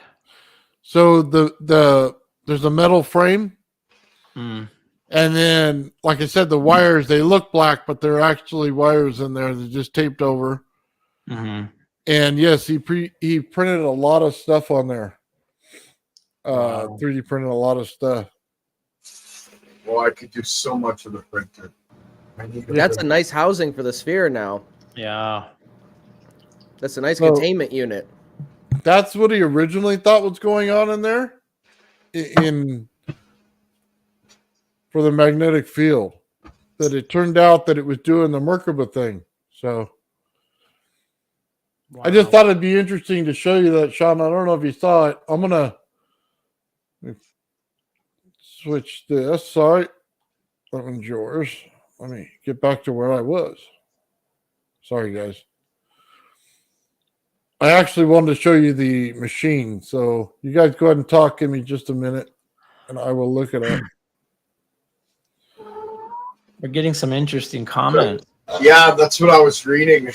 Said, go ahead and talk, but I'm like, I'm reading. Hang on, look at my glasses here. No, I'm just kidding. So check this out. Let me see. Acoustic fusion was the comment. We have a really active chat tonight, fellas. Yeah. Oh, I can't wait till you see the next little thing I'm building. This Yeah. is the live we did. In series, and they generate magnetic fields, but they're actually deep. And on each of the points, not on this version that you can see on the screen, but on the latest version, it has one on every one of these cross points where the intersections are. Which again, the whole shape lends itself to this. But then there's fine wired coils on each of those 6 intersections. That's acting like the microphone, and they're literally just put through an audio amplifier. And as you start the ball spinning, I only switch one channel on, and then allow it to get up to a certain speed. It's a bit like driving a car. It feels like you're changing gears. So then when it gets to a higher speed, I turn the second one on, the third one on, etc. That on. And the way I like to think about it is it's the sound of the magnet, playing the sound of the magnet spinning, that makes it go faster. It's almost like hallelujah. It goes round, round. You can hear it still spinning. It's an audio feedback loop, but with electromagnetism involved, obviously. So, just real quick, you put a coil where they meet on the corners. Is that what you were saying? So that it starts up the ball? And what you have to do at the current stage is you just get a magnet, you give the big ball in the middle, the ball near the spherical near the a bit of a width, and that little spin, and it always has to spin. If you look down, it has to spin clockwise. It won't spin anti-clockwise. Whether that's something to do with the wiring, the way I wired it up, I don't know. So once it starts spinning and the amplifier turns on, it takes a little bit of tuning with bass and treble and volume, and then it just starts spinning, and you want to stop. So, do you see the coils now on the 4 corners on the inside? I do. Yes. Okay, so he's got the outside winding, and then he's got the coils on the inside.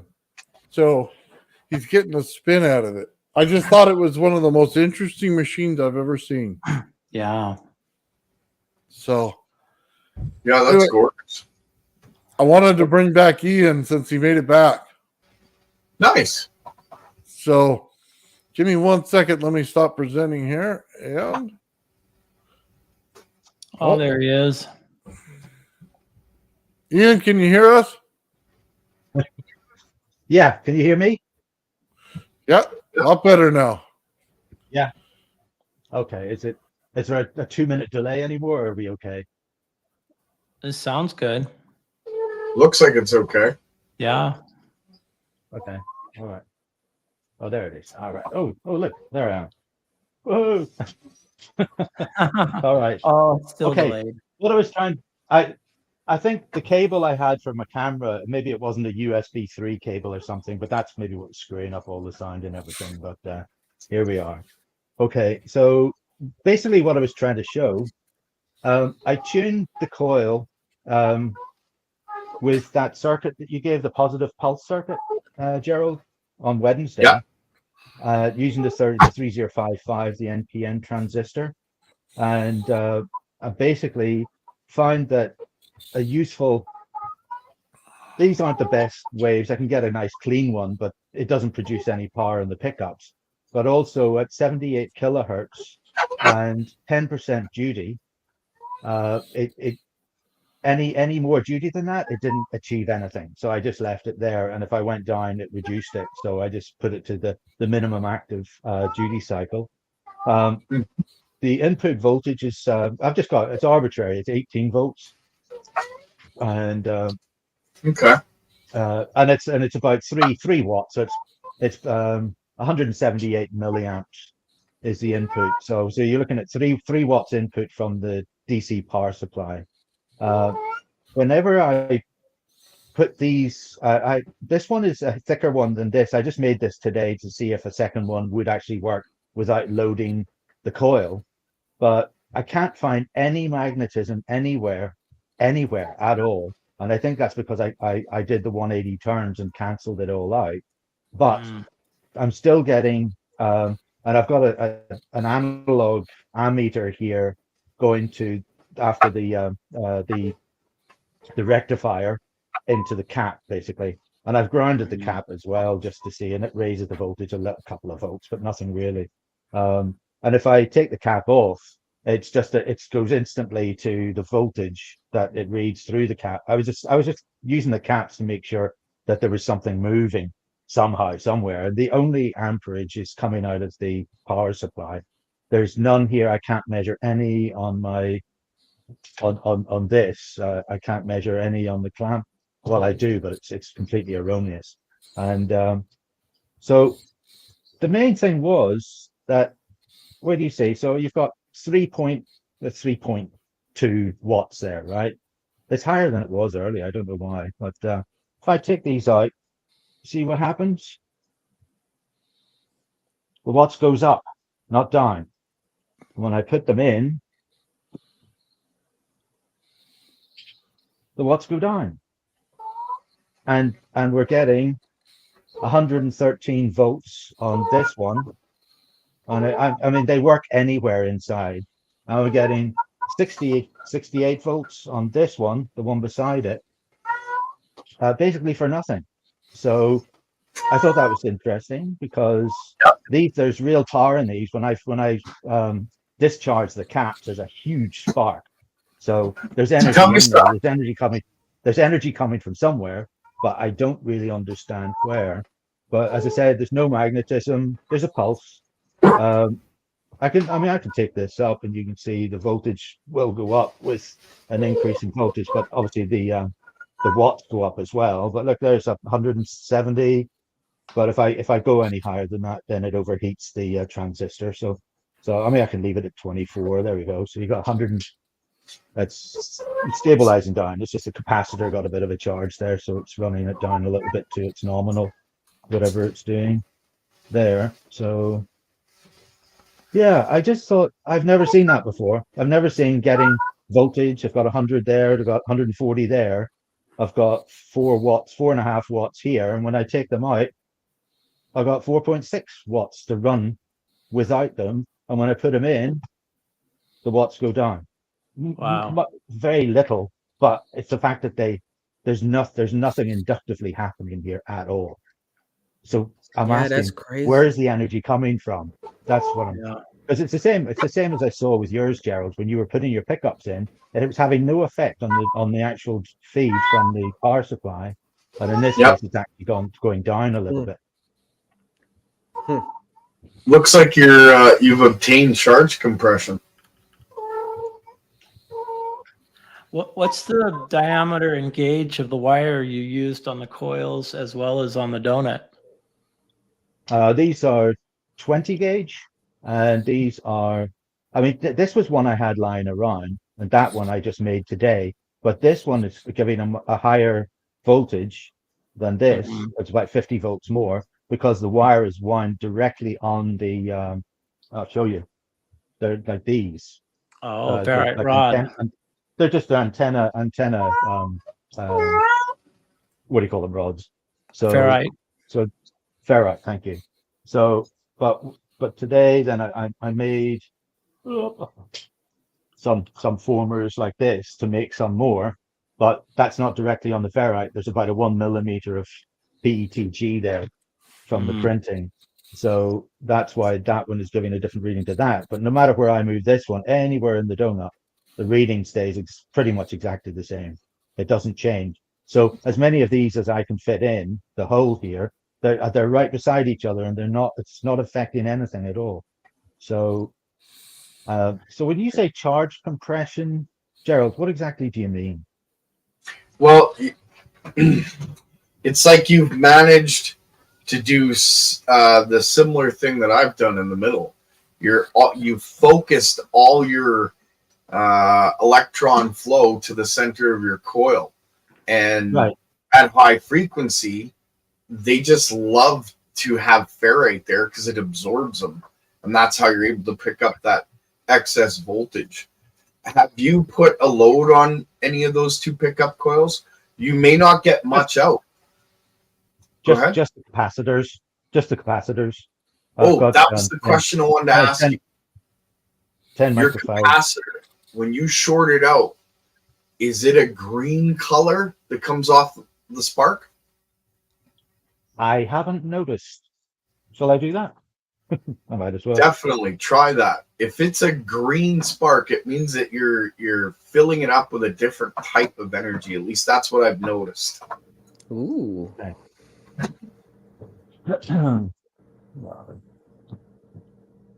You see it? Yeah.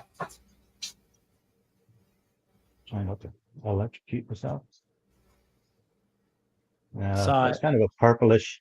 Yeah. Purplish white. Did you see it? Yeah, Yeah, we purplish saw it. white. How many volts was that? That one had 100 and I've disconnected it. That had about 140 volts, but Nice. Ian, I mean it's a 1300 volt DC capacitor or capacitor, so 10 microfarad. Ian, So, if you're using a DC power supply, what are the bridge rectifiers for? it's to convert the AC oscillations inside the pickup coils and actually make them useful into DC, just to measure them on the meters. That makes sense. But Okay. the strange part Yeah. is you can't pick up AC. Like, I don't know if you're going through the same thing that I am, but when you're using a pickup coil to pick it up, you switch your meter to AC. You would think, okay, it's going through a full wave bridge rectifier, so you're getting an AC signal and you're collecting it as a DC signal on the back end of the full wave bridge rectifier. But when you test for AC, you don't see it. Right. I don't know if that. Yeah. There's Go ahead. no resistor or I don't. anything to test it. Yeah, that's true.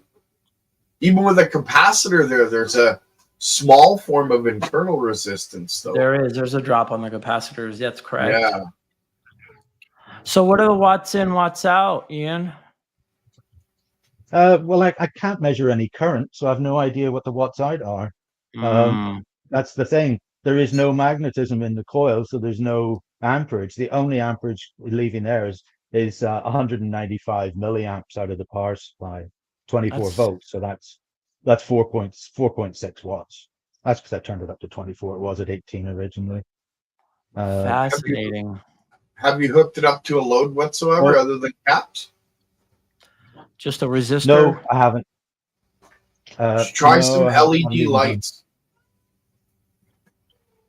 Okay. Yeah, you might find that you light a whole bunch of LED lights, but it won't light anything else. I don't know. That's because of the nature of the LEDs, how they work, right? Yeah, they're efficient. You can light an LED with microamps, so yeah, they're efficient. But it won't show up on your watt meter, though. At least by the looks of what you got going on, it's identical to what I have going on in a sense. So my guess is that if you have LEDs running off your center pickup coils, it'll lower your wattage and you won't see it on your input. Right. Okay. Yeah. I'll try that. I don't have anything. I've got a whole bunch of LEDs. I can put them on a one of those pop-in boards, I guess. Yeah. Yeah, breadboard. Yeah, and just I have a ton of them for another experiment I was doing. So yeah, I'll try that. Looks great, Ian. Nice work.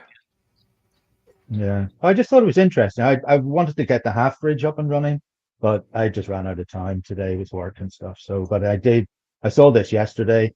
I thought, well, if I make another coil and see if that's doing the same thing, it's similar, but it's not the same coil. So, but it's not interfering with the other one at all. And anywhere you put either of them in there, I'm getting the same voltage out of them. It kind of creeps up and down a little bit, but generally it stays pretty steady within about plus or minus 5 to 10 volt range. So as a suggestion, the next coil you make for a pickup coil, do it identical to one of those two to see if your voltage comes out the same as the one that you Right. copied. Yeah, that's what I was hoping to do this time, but just the difference of the sheath over the ferrite seems to have made all the difference. So I've got another one ready to go that I can wind with the same as that one, and I know exactly how many, how many layers there are in it. So then I'll see if I can get it to be the Well, same. I that's tried a whole Yeah. bunch. I tried a whole bunch. I tried smaller solenoids. I mean, these are out of a speaker system I picked up somewhere. So are these, but these are 1 microhenry. Those are 3. I tried little solenoids with ferrite cores. These gave about 5 volts, so it's like nothing, but nothing compared to these. These were just immediately in a different league altogether. So yeah, Ian, cores are awesome. Ian, when you Yeah. place the coils inside the donut, you're increasing the inductance, so you're going to increase the load. So when you take out those pickup coils, then the inductance is going to drop, and then the resistance, it's called reactance, but the resistance of the Uh-huh. coil is going to go down. So do you think that would be related to the change in wattage? Well, it can't, because when I put them in, the watts go down, so there is no inductance. It's working in the opposite sense. And when I take them out, the watts go up. So It might have it's to do with making your more. canceled. Look, if I take them out, look, you see, it's now gone. The watts, it's up almost up to 5 watts. now. Yeah, it's Moving it up, reversed. and I put them in, and it Yeah. drops down. It's not by much, but it's like by 0.2 of a watt. It's obviously all in the current. So so if you Wow. watch the current 196, it's now You're- 207. I put them back in, and it's 197. So it's dropped 10 milliamps, where it You're should onto be something. completely the opposite. Yeah, So that's indicative of finding a scalar system, right? Or an ether Well, tap that's what I system. that's what I was hoping to do with the geometry, but when I saw the way that the windings crossed over, I would hate to see what this looks like on the spectrum analyzer. It must be the noise from hell coming out of it, kind of thing. But then you never know, because it was wound specifically to geometry and then counterwound over the top. So that's what I presume has cancelled all the magnetism, and it just leaves what's left through, I Wow. presume, the geometry and the shape of the toroid, or however it's by winding it, not enclosing it. So I don't know. I have to try this one as well that I made. So, but I haven't had a chance to Can you see what show the it to the difference screen? is. Oh, well, it's the one that you've seen before. This one. Oh, okay. That's awesome. Yeah. I mean, it's Wow. hollow. It's hollow in the center, but Yeah. it's not finished for what I wanted. But I thought it'd be interesting because it's a complete section. It goes from triangle all the way into octagons. But I put pentagons in there, and I shouldn't have done that because the ratios are wrong. But in terms of what I was thinking, but Yeah, but How many points is that? the ratios are all, there. 2 of them together are 4-3. That's a perfect fourth. There's one of them is 3-2, which is a perfect fifth, and then there are 2 octaves between, obviously the octagon and the square, and the hexagon and the triangle. So those are octaves essentially in terms of the number of sides. Wow. So but the angles disappeared, as I told you before, because of the but then angles in geometry, they can't really be there if everything is rotating and interacting. So you sort of think, well, maybe this is as useful as it being flat, because the rotation is being introduced into it. You're getting it, Ian. You're on the ball, my friend. Definitely. That unexpected result is amazing. Yeah. You're onto something. I see your coil as being constructive interference on the inside, but destructive interference on the outside due to the pattern. Yeah. There's nothing on the outside at all. Yeah. But like I said, there's no magnetism. I mean, that's the testimeter. There's nothing. Not even off the solenoid coils that are getting all the voltage. I'm touching them right in here. Just zero. I just recalibrated it as well, so it's yeah. Do you have an EMF meter? Nothing. What's that? Do you have an EMF meter, like a tri-field meter? No, I was thinking again. I got one of these, and when I use this, I can't make head nor tail out of this. It's all over the place. I put it up to it, it'll show me like 800 volts sometimes, and I'll move it to another place and there's nothing. I move it back and there's still nothing. So I'm not even sure if I bought a duffer, to be honest, because you see, I've got a negative now. It's 160 volts. It's either that or your system creates such a deconstructive interference that it's shifting so hard, so fast, you can't pick anything up. Well, possibly. What's the name of that meter? It's the FMX 003. It's the same one that I saw what's his name, Jarrod, using.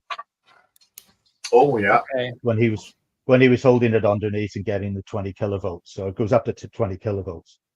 Wow. That's a high voltage electrostatic meter. Yeah, electrostatic. It's an electrostatic tester. Yeah. So I mean, back here I'm getting minus 100, and I'm getting minus 170, but I've taken it up to it, boom, zero. And I was expecting there to be quite a lot of electrostatic energy from the coil because it was counterwound and there wouldn't be any magnetism. But again, once I put a half bridge circuit through it with I can put in 1700 volt impulses then in both directions, then that's when I was wanting to see if there was any major action coming out of it electrostatically, just by driving it hard, You might have created a negative electron well. Don't discount that meter so easy. You may actually be doing something that you don't expect. Do you know what I mean?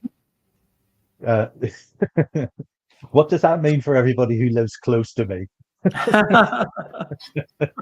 I don't know. This is a new tech, my friend. They keep telling me, don't be creating that damn black hole in and sucking us all in without it. Let's hope not. Have you tried crumbling up very fine styrofoam and sort of dropping the powdered styrofoam on top of your coils to check for electrostatic fields, because they have a tendency to react to electrostatic fields? Good point.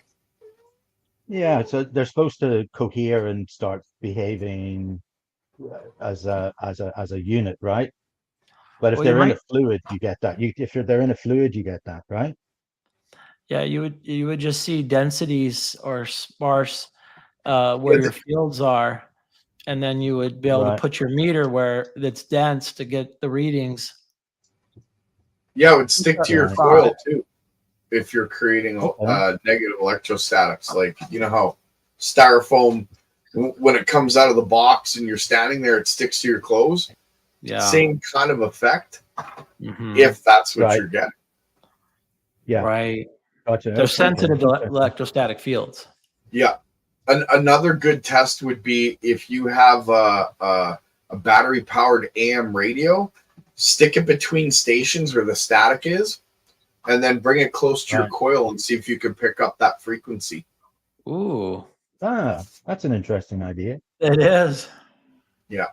Very clever. Or creative. I have an analog multimeter. I wonder if I could utilize that. I don't know. Maybe. Right. Interesting. Harold is brilliant. The sad thing is, I gotta break it all down tomorrow and head back home on Wednesday, unfortunately. But this is my portal lab. Nice. It's getting so big now. I keep making stuff, and I keep having to take it with me just in case. Right? It looks great. It's like a version of hoarding, I guess. But yeah, no. But yeah. I mean, it's fun. But this is the first interesting result I've really got. So thank you, Jared. I Yeah, appreciate that. it's This very is interesting. your circuit. It's the positive pulse. You know, it's what is it? It's about the pulse. It's about 96 volts. Yeah, like I said, I've got a decent ammeter, but or current probe, but you know, I hold it out here and it's still reading 10 amps, 10 milliamps. I put the Wow. clamp meter on the line coming away from the rectifier on the clamp, and it was giving me 3.5 amps. So I don't Wow. behaving everything's behaving completely erroneously, because I know that's why I hooked up the the rope, the analog ammeter, and that's up from 0 to 1 amp, and it's showing absolutely diddly squat. There's no amperage flow at all. So anyway, So if everything's acting erroneously, I would suggest that you got something you're not expecting, and that you Yeah. need to measure it differently in order to see it. Right. And that's why you're having. Go ahead. Do you think the tri-field meter? I think the tri-field meter would at least show you whether or not there's a radio frequency being produced and the electrostatic. And like you said, there's no magnetic, so it won't show up on the tri-field meter. But the fact that your electrostatic meter, your high voltage one, is showing odd voltages the way it is, that makes me kind of excited. That's interesting. I wonder if you had a shell around that system, if it would do something unique. You got me thinking now. See? I love inspiring people because they inspire me. That's brilliant. I love it. You might want to try putting a Faraday cage around your test equipment if they're digital, because they're going to be sensitive to the electrostatic waves and can give you those erroneous results. Good point, Sean. So he's bouncing. He's got to be bouncing frequency everywhere for that static to act like that. Yep. That's the only way that it does it is when the frequency jumps really fast, too fast that more than it should. Then the static meter goes crazy. I have one, and it does it every time my plates are out of tune. Or your computer will start going do-do-do-do-do, and it doesn't stop until you shut it down. Yeah. But strangely, I'm not getting any of that. So I mean, the whole idea for making the coil was to try and see if the geometry and the cancelling out of the magnetic field would leave longitudinal waves going out of it, and I'm not sure if that's what's affecting the pickup coils or the ferrite in them. But I don't know. I don't know enough about it, but to really understand it yet. But so there's many different tests that you can do. Make a series of ferrite core solenoid pickup coils and stack them on top of each other to see how far your field goes on the inside diameter of the coil, right?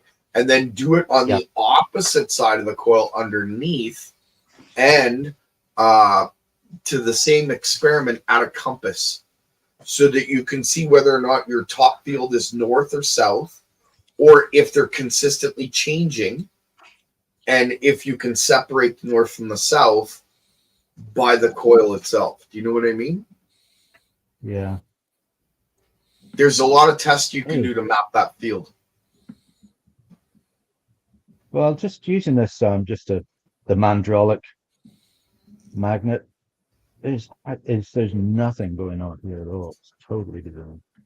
Energy's got to go somewhere. Just because you don't see it doesn't. Maybe there's a very slight south here, right on the top, but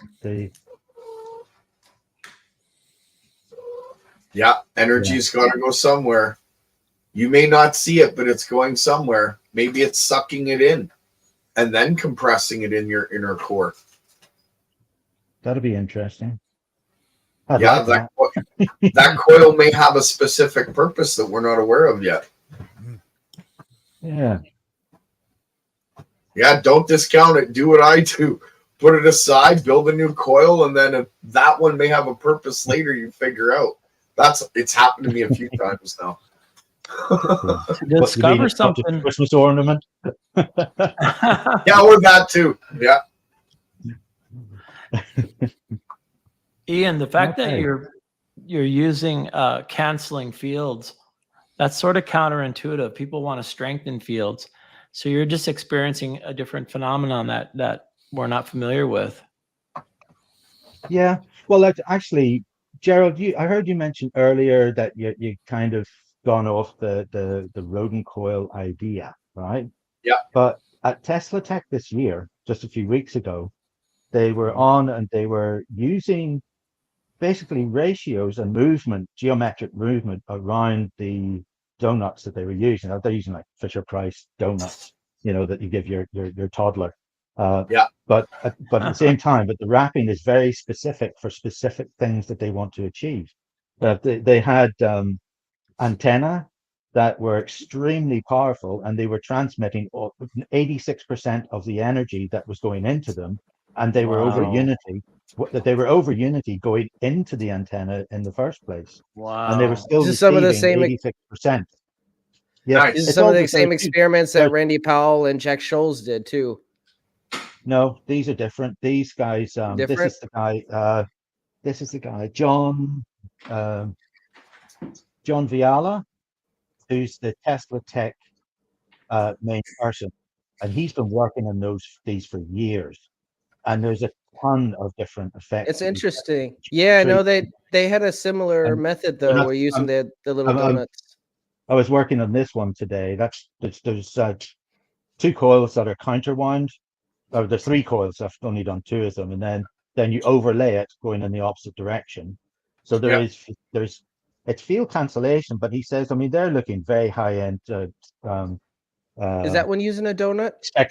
spectrum analyzers. They're using really high end equipment to measure the fields and the coherency of the fields around these coils that they're building.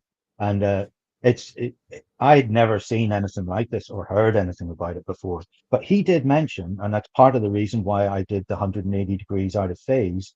He did say that when you counteract and you cancel out the magnetic field completely, you're still left with the energy of the movement, because you're getting ether movement by actually causing the shift. But when you go back over, the ether is still moving. You're not canceling out the vortex movement of the ether as a fluid. You're canceling out the magnetic field associated with it. I'd be interested to see if anybody has any clips from that conference this year. That's one of the basic principles that all my coils are built on, is the canceling out of fields, compress other fields, and allow you to form the flow of energy that you need for whatever it is that you're trying to do. Like Mission Control brought up phase conjugation. Yes, but there's a way of doing phase conjugation that's constructive or destructive. I don't play in the destructive realm, because now you're talking, things that can hurt people. I ain't into that. I want to see plants grow twice as fast. I want to see water get clean. I want to see the things that we know that this tech can do. So, well, last year, I mean, this is interesting as well. Last year, there's a guy, Professor Robert Haralick. Now, he does a lot of work in subtle energy and with water. He did a presentation at the ESTC. I actually was there and I managed to meet him and had a chat with him about it. But he was quoting, I think it was a guy, Myers, and somebody. They've written a couple of papers basically on what they've done is they've taken. Oh gosh, what was it? Anyway. They brought all the frequencies down, and then they started to compile frequencies that were destructive or constructive. And they said that the main point of it was that the diatonic scale is both destructive and constructive. The constructive ones are the whole tones, and the destructive ones are the semitones. I thought that was interesting, particularly that's absolutely correct. the third to the fourth is a semitone, right? And then the seventh to the eighth is another semitone. So I guess we must be talking about the whole tones inside the diatonic scale and harmonics thereof, kind of thing. So I need to look at that video again, but I've always been aware that there are destructive, negative wave energies there that you have to be careful that you're not. And then I wonder about, I've got a multi-wave oscillator, and I think, hang on, it's giving me the full breadth of waves. So am I getting all the destructive ones as well as the constructive ones? But I've been using it for years and I'm still here, right? So, but anyway, it's just there are many ways of looking at frequencies and what is good, bad, or indifferent. But Jared, did I hear you say you had a mini spectrum analyzer that you use? I do. Do you find it useful? Sorry? Do you find it useful? I do. I can actually pick up on frequencies. Like I'll put in, say, my main frequency at 1,000 hertz, and I can see that on my spectrum analyzer, but I can also see the other frequencies that are surrounding it. So it kind of gives me an idea of what's coming off the coil. I'm getting way more than I should, let's just say. Yeah, I'm going to do a video on with a little miniature oscilloscope showing the wave pattern at different points in the coil, and you'll kind of see where this thing's at. I get major spikes. I get ringing. Just depends on how I'm pulsing it and how the primary is wired to the secondary. That's another thing that matters. If you're running your primary and secondary in series or in parallel or reverse parallel, it all does something different. Well, in this case, it's just a single winding, so it's kind of like two coils and one that are opposing, but they're flat laid against each other, I guess. So it's kind of like two coils, but it is a single winding. Oh, so, I see what you've done. Okay. So for every shape that I went, so if I go for a triangle, I go round, back round, back round. I'll do that round for that triangle to complete its shape. So I start at 24 and I end up back at 24. That's one triangle, just 3 points, right? But then I would wrap over those wraps exactly on top of them, straight back to the start, and then move on to the next triangle and do exactly the same thing all the way around, all the way back, so that they're close coupled. And that was to cancel out the magnetic field. So I've seemed to have done that. Yeah, you're producing an interference pattern by doing that. You are. Okay. You want a golden nugget? I probably should. Okay. No, that's cool. That's cool, Ian. You said that you were picking up like 3 amps at some point. Like it was unstable though, or no? Yeah, that was. I mean, I've used these clamp meters around this stuff before, and even this will be red lining, and I have to put it in another room to stop blowing it up. So it's just picking up other stuff, maybe. I've destroyed one of these already, and they're expensive. So I think I got away with it, just about under warranty, but I don't want to do that again.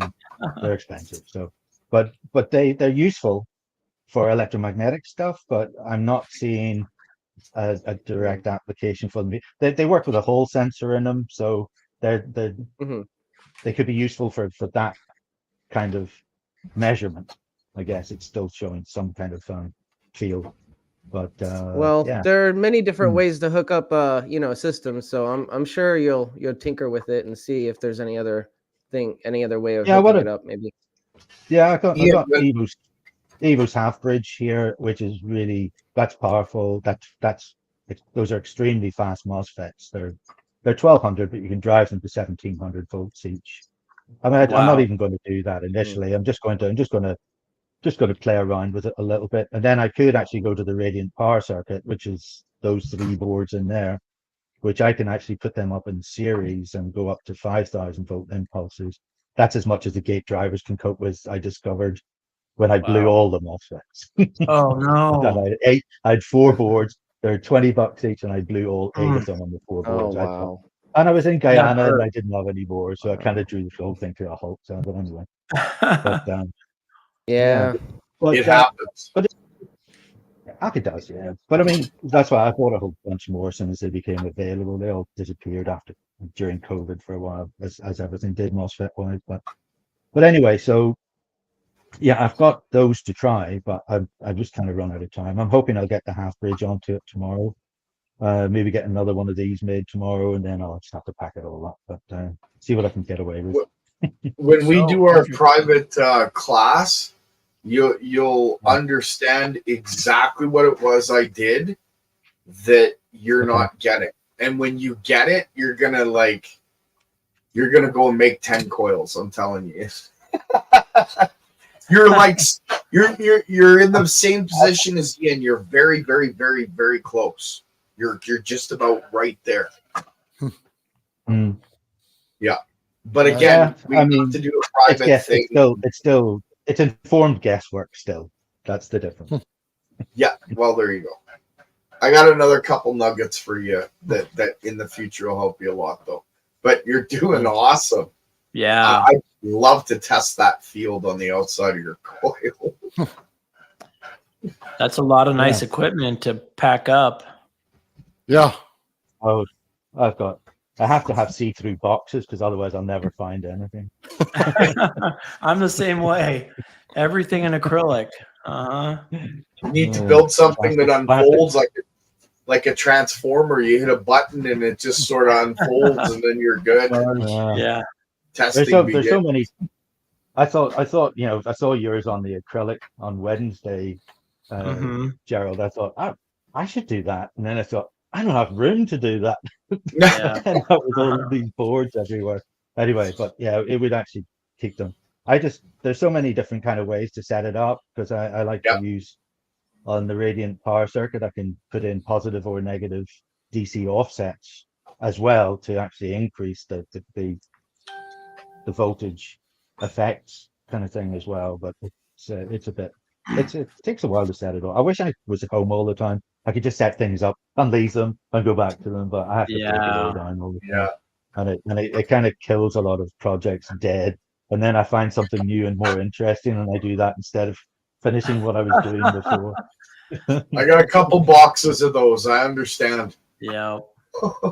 Hey guys, real quick, Sean, did you have to leave or are you good? Yeah, I have to head out here. So I just want to thank you guys so much for having me on. Nathan, great job in facilitating these talks. I look forward to them all the time, but I have to head out, guys. Sorry. Thanks for everything. Well, Sean, thanks for being here. Thanks, Sean. Thank you. Sean, we'll be in touch. Yes, sir. Yes, sir. Take care. Yeah, Sean, you're doing great work, by the way. Absolutely great work. Means a lot. Thank you so much. We'll see you soon. Right on. Awesome. I just got to shut my camera off to talk to my daughter for a sec, so please excuse me. Oh, yeah, go ahead. Yeah, it looks like, Ian, you really got a lot of stuff going on there. A lot more than I do. I was just winding a little coil. Yeah. Well, when I made that coil, I thought I need to try and do something with it before I just hang it up on the Christmas tree, you know. Well, you made another small one. No, I was just. Oh yeah, this one. Yeah. Well, this is for things that we're not allowed to talk about, right? Oh yeah. Okay. Yeah. Sorry, I won't bring it up again. But that's fine. No problem. But it does work extremely well for that, apparently. But I'm kind of an empirical sort of guy, and people get on stage and they talk and they show you coils and say, "Oh, this one was for this, and this one was for that, and this one did this, and this one was that." You got to test it and find out. Huh? Show me. Would you please show me? But no, they don't show.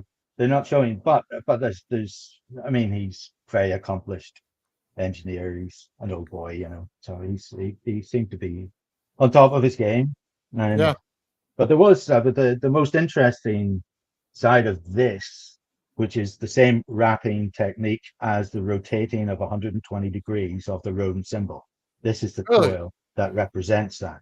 Okay, and that's why it seems to be as powerful as it is. So I tried to make a big one, but I find that the real use for these failures is actually propping up the coil over there so that I can get the things in it. Just put all the bad ones under the good ones, huh? Oh, for goodness sake. You wouldn't believe it.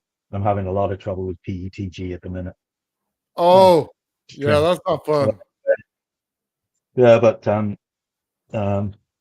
yeah, Sean was showing me his printer, his 3D printer, and that's really nice. It looks it's not as big as I would have liked because it's not much bigger than the Prusa I have, but it's What does he have? The Bamboo Labs? it looks trouble. Yeah, he does. Yeah, Bamboo Oh Labs. yeah, he's got it on Easy Street. That's No. for Oh, sure. he does. Yeah. Not Yeah, as he big does. as you like I read- that. Oh, Sean's What's that? got a fully enclosed Bamboo Lab printer that's got, you can put like, what is it, 6 rolls on the top. It's Oh. an amazing printer. That's beautiful. It's nice. It's easy. Yeah. That's it. Yeah. It's trouble free. He said the only thing he's had to do to it in 2 years is basically just put a bit of grease on the wheels, and that's it. So yeah. We always have wheels. it has my attention. Let's put it that way. After all my recent print failures, it's just such a waste of time, and you're waiting for something. I mean, this was supposed to be 8.1 inches, and I ended up 5.4 inches because that would print, the other one wouldn't. So anyway, Yeah, makes a difference. yeah. Yeah, I'll see if I've got a couple of screenshots then that I think you'd be interested in. I'll see if I can find them and see if I can figure out how to share again. Just give us the coil candy. Yeah, well, this is not the coil. This is the actual it's the fractal nature. It's a diagram showing the fractal nature of, you get that rodent symbol, and you take the center, the null point being the cross of the center of the V, right? Because he likens it to being a dual sine wave, like it's a helix wave, right? Right. So when you overlay it on it, I know Gerald, you're kind of. I used to think that. I did, and you know what? The rodent coil might be. It might be. Well, it was the symbol. It was the Mod 9 layout basically. So, but when you're doing the 1, 2, 4, 8, 7, 5 around the circumference, and you're joining the points according to that, you end up with that symbol. But if you take the crossing point, the 0 point, as the null point, and he says that's like the 0 point of the field, but it's 2/3 of the way down. It's not in the center. But what he did then was he rotated that whole structure around that center point, and he rotated it around 120 degrees, 240 degrees, and then back up again to the center. And that in itself rotated the whole thing around. And then all the forms that you make inside it, you get one big one on the outside. And interestingly, the sphere with the circle that he put on the outside was actually 1.618. It's a phi ratio, and it worked perfectly. So you end up with that really nice like ratio in with that rotation. And then this coil is there are 6 windings to go on. I've done 2 of them anti-clockwise. I've got another one to do, third one. There are 33 nodes on this, and then you cross it over going the other direction, and that apparently is the equivalent of doing that, but in a coil format. So that's why I've been meaning to do this, and since I saw that presentation, but it's interesting. Yeah. And I find actually when I put this on top, as you do, right? I put it on top. I put it over the top of the solenoids, right, just to see what would happen. I put it one way, and it dropped the voltage maybe about 5-7 volts. I put it on the other way, and the kind of volts went up a little bit. So, but it's not finished. And I was just playing. Could be showing a directional pole, right? And that could be why. Yeah. One of the videos. Yeah. Sorry, go ahead. I mean, that's just an open coil. So, yeah, 2 open coils. I really like your work with the coils, Ian. They're beautiful coils. Yeah, they're gorgeous. Yeah. Well, there's something about gold and black. Yeah. I like it. It's very aesthetic. I like it. It's very aesthetic. Yeah. Very nice. Yeah. Yeah. Anyway. All these kittens. They're very loud. I know you guys can all hear them. I apologize. You can't quiet them down. It's okay. They're excited about the coil. Yeah. Yeah. The entire chat has been blowing up all night about the cat. I'm sorry, guys. Street cat dropped off 6. What can I say? You know what I mean? Yeah. Trying to teach them how to climb. So, oh well. What do you do? Yeah, I got some elements coming. I'm gonna have gold and silver coils pretty soon. Nice. Nice. Nice. Yeah. So we'll see what Yeah, we're happens. Yeah, and then we're building a fireball on Sunday. The which? The fireball, the big one, the big rodent coil. We're gonna wind down. Oh yes. Oh, nice. Ooh. Very good. Did you get your wire in, Ben? So no, what I'm gonna do is just use this one, and then for the last, because I'm just short 100 feet, I got the same spool over here. I'm just gonna come, I'll do it and then at the end of my 20 or 22 run, I'm gonna take this, cut it, wrap it, and then start this 2 winds, and then and then I'll twist it, and then it'll be fine. It'll be absolutely fine. Okay. Well, trust you. See what you got when you're done. It's just an extra step is all. I was thinking the more I thought about it, I was like, yeah, the advance and I wanted to show you guys this, by the way, before we end the stream. I don't know what time you plan on ending. But I have the screenshot for the new prototype of the Advanced 432 version 3, if you want me to bring it up for everybody to see. Yeah, by all means. For sure. So this is from one of our subscribers, Mike Morell. We're trying to get him on as a guest next week. Let's see if I can bring it up.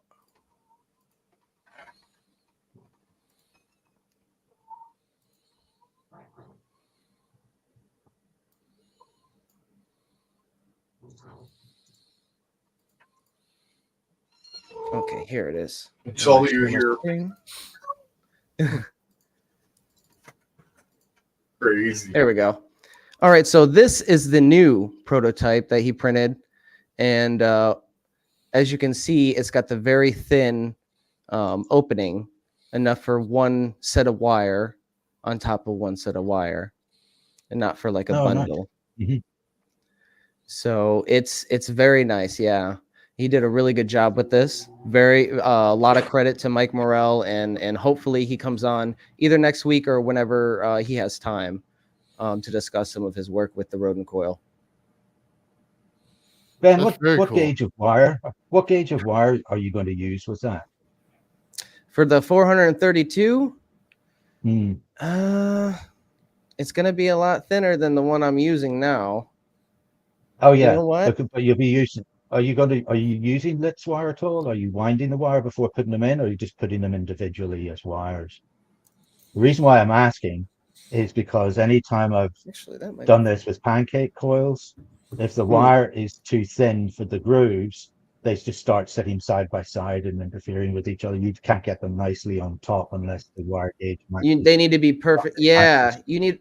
So I guess I need to play around with it to find the right thickness. But I'm assuming actually now that I'm looking at it, this 24 gauge wire might be fine. I don't think they were using anything different than 24 gauge. But yeah, they what they did is instead of doing it and twisting it all at once, they cut 24 or however many they had. I don't know how many spokes there are, and they laid them individually, one by one. So right. So you're still spiraling them, right?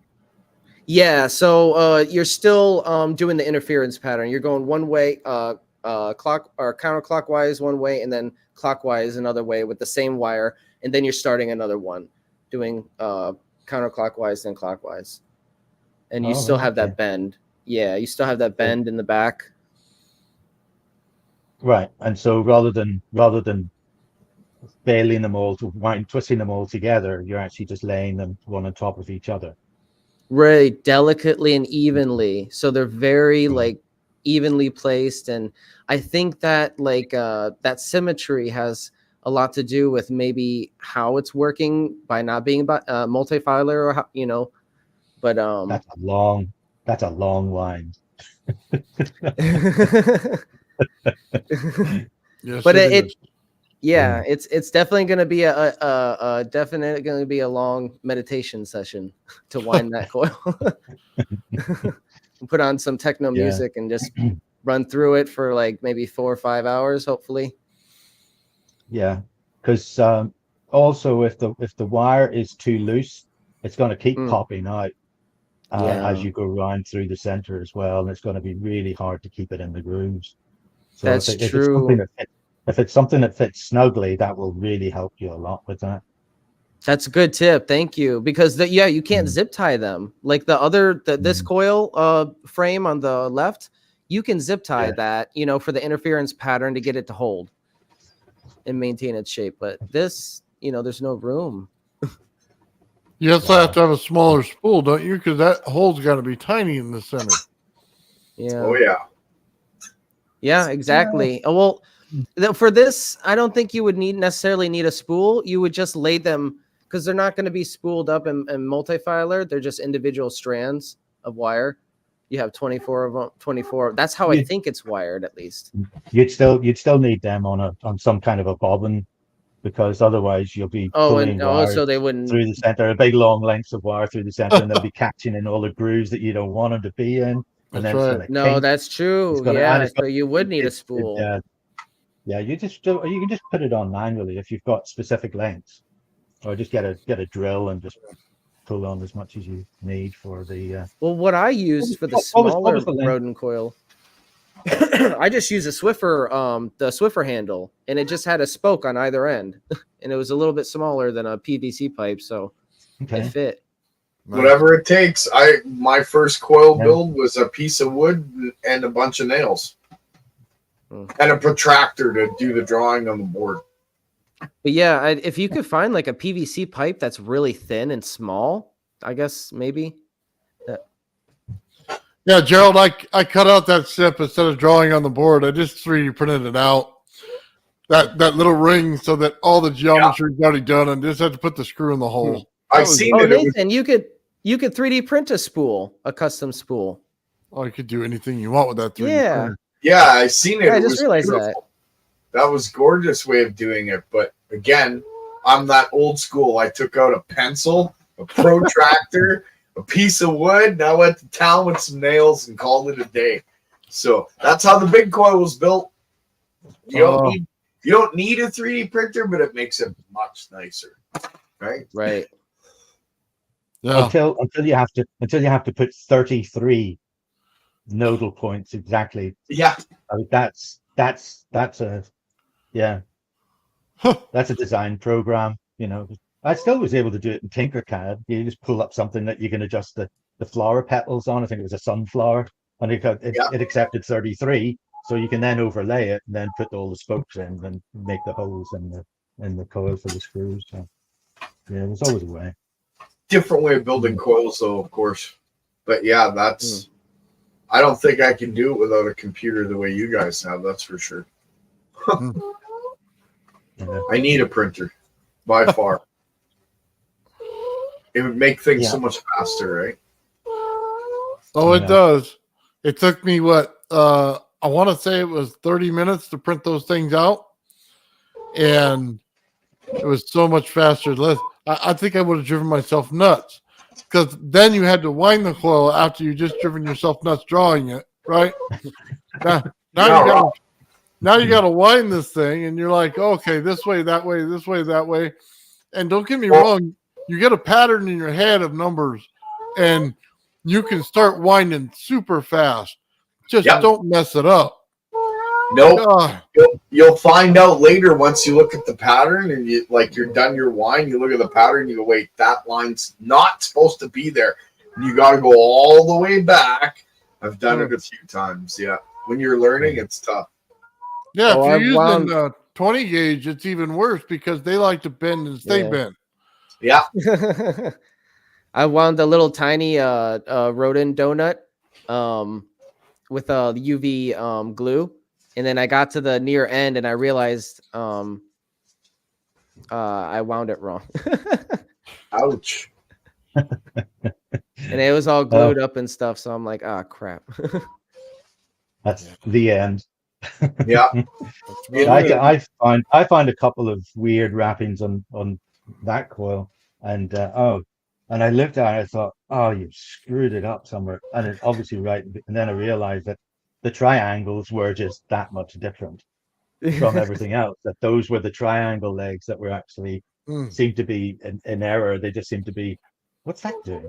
Oh yeah, and then I thought, oh, anyway, yeah. It's funny how that works. I remember my third coil I built, it was small, and I was following Russ Grease, and he had used hot glue for his, and I knew nothing about circuits at the time. So I was spinning this magnet, heated the sucker right up, and went to pick it up, and it just went bleh, all over my hands. And Oh, it was bad, man. But that's how you learn, right? I guess so. Yeah. I'm just looking for this. So yeah, I definitely can't wait to wind this one. This is gonna be a fun project. looks like it. it's gonna be good to see it all done. That's for sure. Oh, the Yeah, mama. massive shout out to Michael. Oh, I'm sorry. A massive shout out to Michael Morell. And if you're watching, Michael, please reach out to me. I emailed you if you're interested in getting on as our guest next week or any Monday of your convenience. Hold on. So, Yeah. have any of you spent any time looking at Bob Greenier's the fractal toroidal moment? Yep. A little bit, yeah. Because I was thinking to design a nested toroidal coil to the same. So you've got the large one on the outside, and you've got the 4 inside, and then within those 4, you've got 4 more, but they're all orthogonal to each other. And if you get the winding correct and figure out how you're going to get the wires out of the little ones to the outside somehow, then I thought that might be quite interesting. You're talking a long about, project. Yeah, that's the but interesting. design. that's the bagel coil, correct? That you're talking about. It depends. I mean, it's fractal, so it's all to do with the moments that are produced by each little coil within the coil within the coil, and they all are orthogonal to each other. And it seems that I just thought it was very interesting. A personal warning for the bagel coil. I believe it's doing something to, we'll just say, anatomy that they're not aware yet and won't be aware for a while. But once they figure it out, they won't be making them anymore. Does that make sense? That's just in terms of the. And hey, I could be wrong. Sorry. The toroidal coils. Yeah, the bagel coils that they've been building for the last 2 years or whatever. They're interesting coils. They definitely do what he says they do, but it's uncontrolled, and that makes me really nervous. So upon looking at it, I see a deconstructive pattern that I can't say for sure, but I wouldn't personally want to play with it. That's just me, because I don't want to take the chance of it destroying cells, you know what I mean, and causing the C word. I don't want to say anything like that on the demo. I'll stop. I'm sorry, I'll stop. But yeah, so we have to be careful when it comes to doing certain tests, certain things. I could be wrong. Yeah. I've been proven wrong before. Like I said, I'll admit it if I am. But I don't know. Yeah, I've stayed away from that one. It all seems to me, it seems to lend itself to again just the implosion in the center again. You know, it looks beautiful.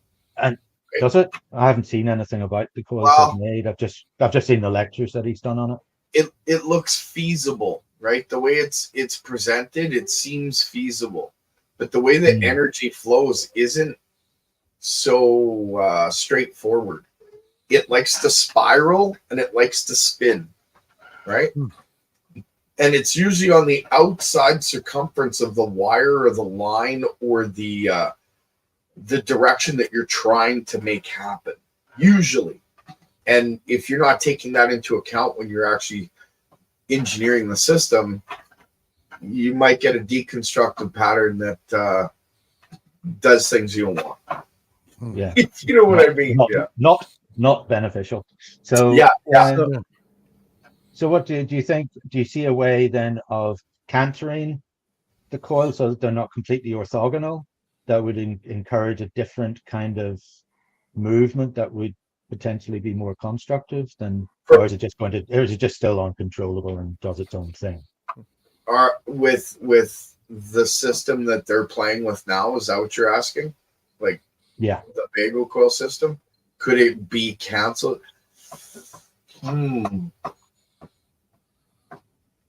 That's a good question. I would think you would actually have to.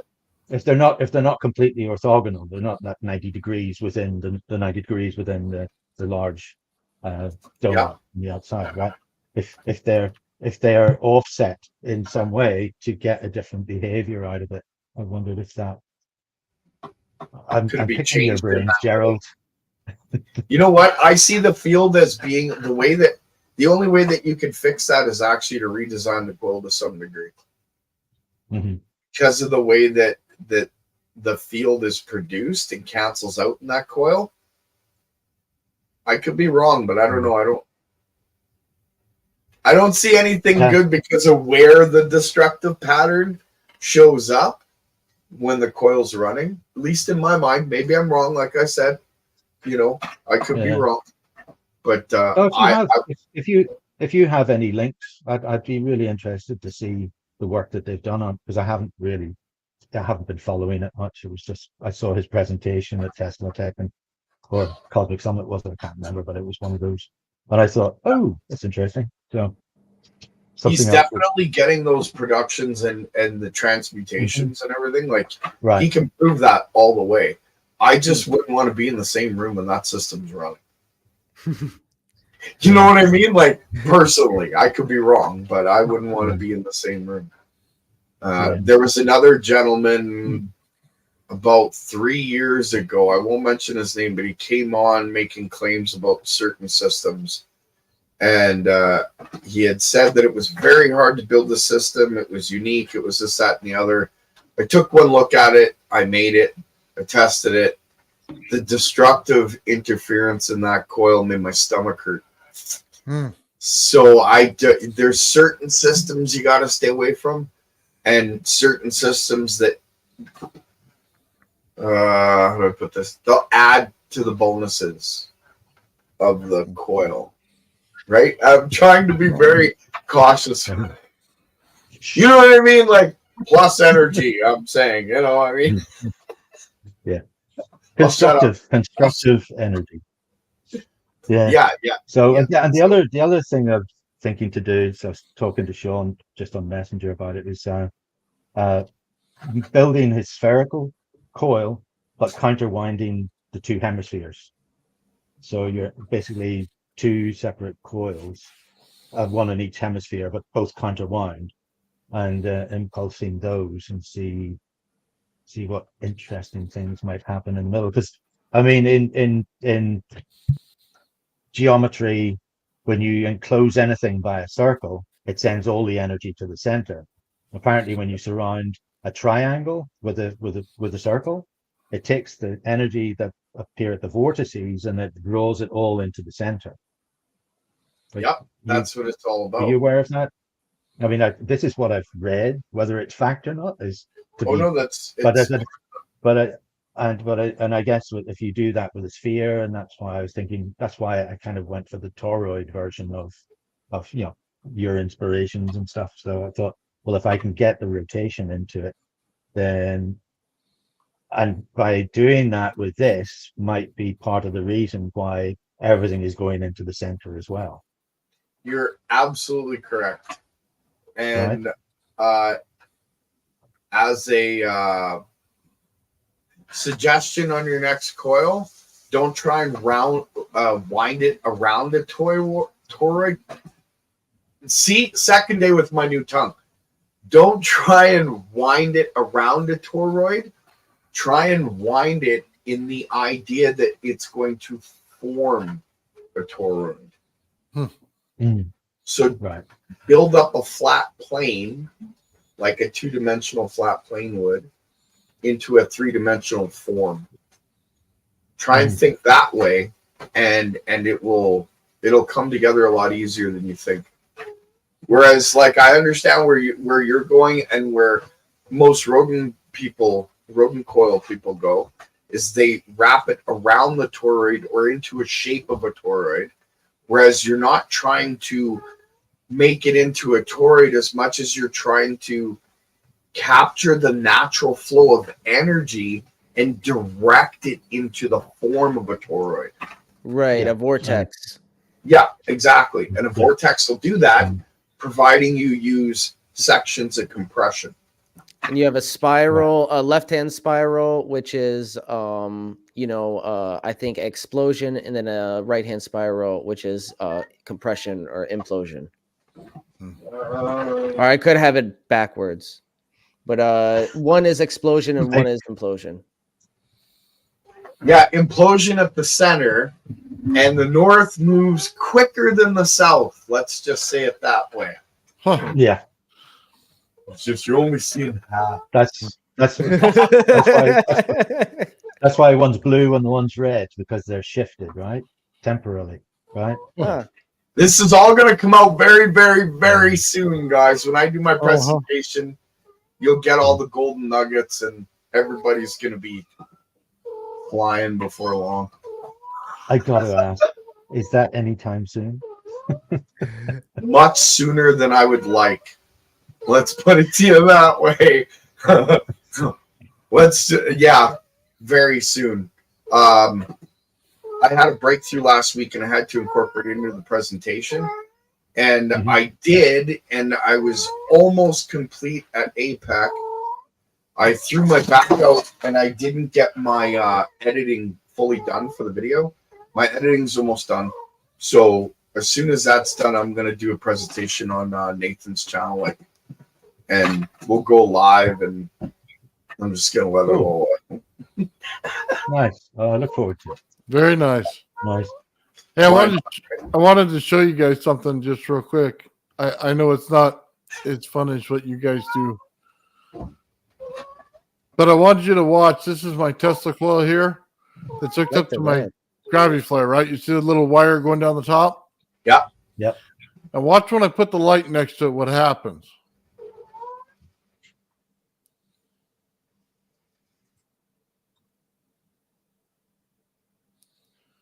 You see when it turned on? Hard to tell. Was it closer to the top? Yeah, closer to the top where that wire, I'm betting, when you put that wire down there, that's where the wire starts. So it resonates in the 900s, that coil, but you have to minus 310 kilohertz from that, because that's what the gravity flyer is. So what I'm showing you is the bottom of the coil is not in resonance, but the top is. Does that make sense? So it's not getting that same amount of windings on the bottom of the coil as it does on the top, because I changed the amount of capacitance in the coil, or the amount of windings in it, based on adding the gravity flyer. Yeah, because of the wire that goes down the middle, right? Yep. Yeah. That's awesome. So by adding, normally you call a load or whatever it is, the gravity flyer you want to call it, by adding that, it reduces the frequency. So just so you know, there's a trick to these things, and those coils you guys wind are kind of the same way. They're going to act similar, just like that, and it won't light up till you get, right in the right spot. But I just thought that was interesting. These coils are like compressed Tesla coils. That's kind of what they are. Yeah. Yeah. Just in geometric form. Yeah, I was gonna say, I keep telling people they don't understand because of the shape. They think that they're not, but they really are. Yeah. You can take your Slayer exciter circuit and run it to it, and it's gonna work like a Tesla coil. Yep. Yeah. Yeah. But that's when I was doing the pancake coil. There was a lot of wraps, and what was I going to say? The only way I could keep the formers together was having neodymium magnets and little pockets all around the outside of the actual former just to clamp it together. If it was too strong, you couldn't get the wire through the gap, and if it was too weak, they bunched up, and it was anyway. It's a fine balance. Fine balance. But when I was waiting for the epoxy to cure, because I put it all in there just to get it all solidified, and I thought, oh, I'll just check the inductance of it. And I looked at it, so I can actually look at the resonant frequency of it as well. And I looked at it, and it turned out it was about 280 kilohertz, just plain. And I thought, oh, success, right? Yeah. And then I took the magnets off when the epoxy had dried, and it dropped to 189. Oh. So the magnetic fields from the magnets were obviously creating, I guess that would be a higher inductance. So it was less inductance, because the frequency was 100 kilohertz higher with the magnets attached than it was when I took them off. Wow. And that was 1/3 of the entire resonant frequency, because it was a let's say 300, and it dropped to 200 when I took the magnets off. That's interesting. Yeah. That's like the Meg, right? He uses magnets to increase the frequency in that as well. That was Thomas Bearden's solid state system.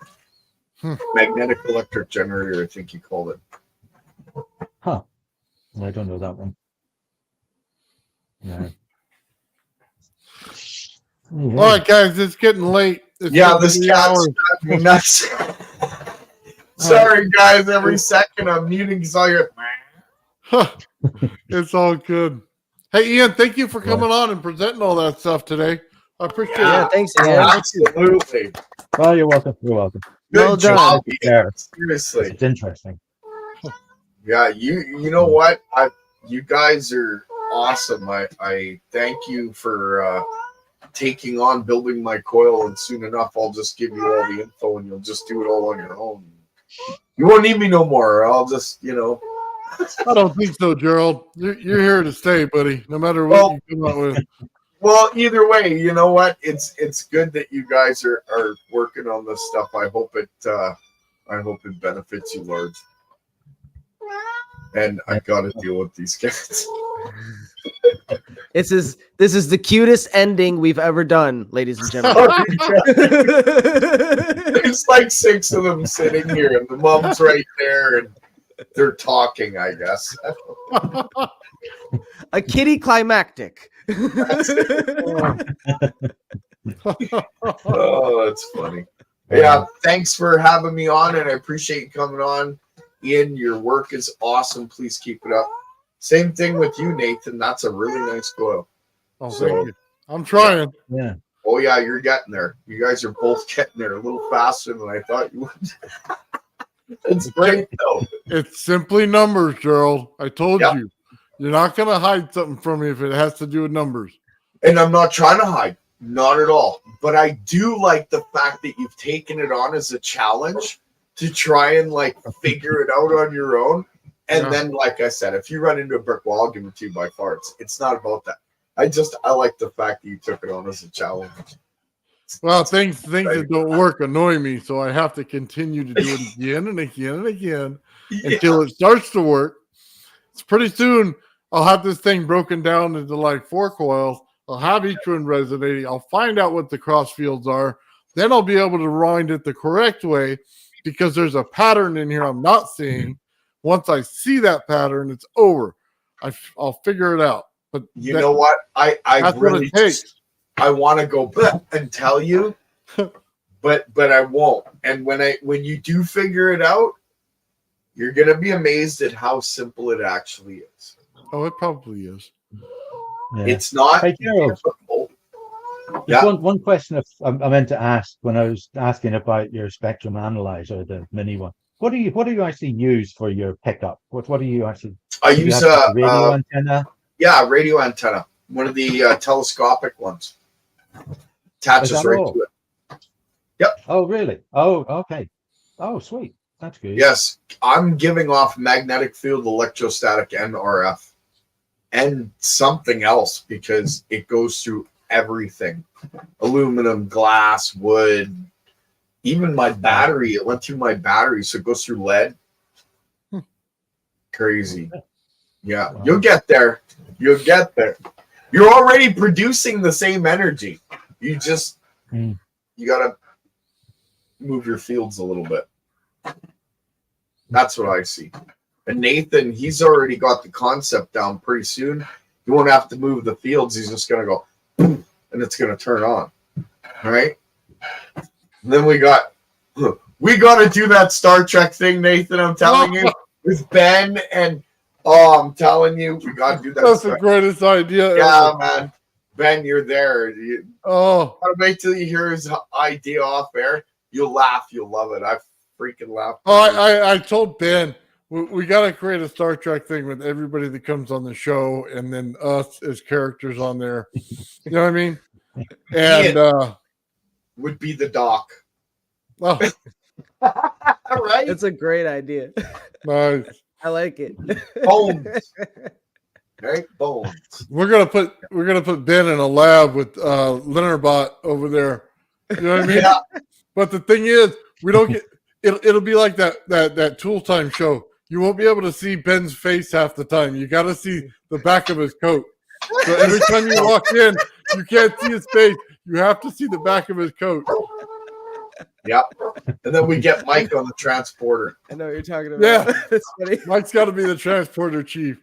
And he's Yeah. always got to tell us how it works every time we communicate with him.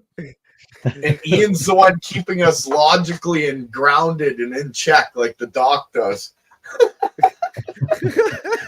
I love it. I love it. I'm telling you. I'll keep telling everybody we're going to go into this abyss here and don't worry about it. You know what I mean?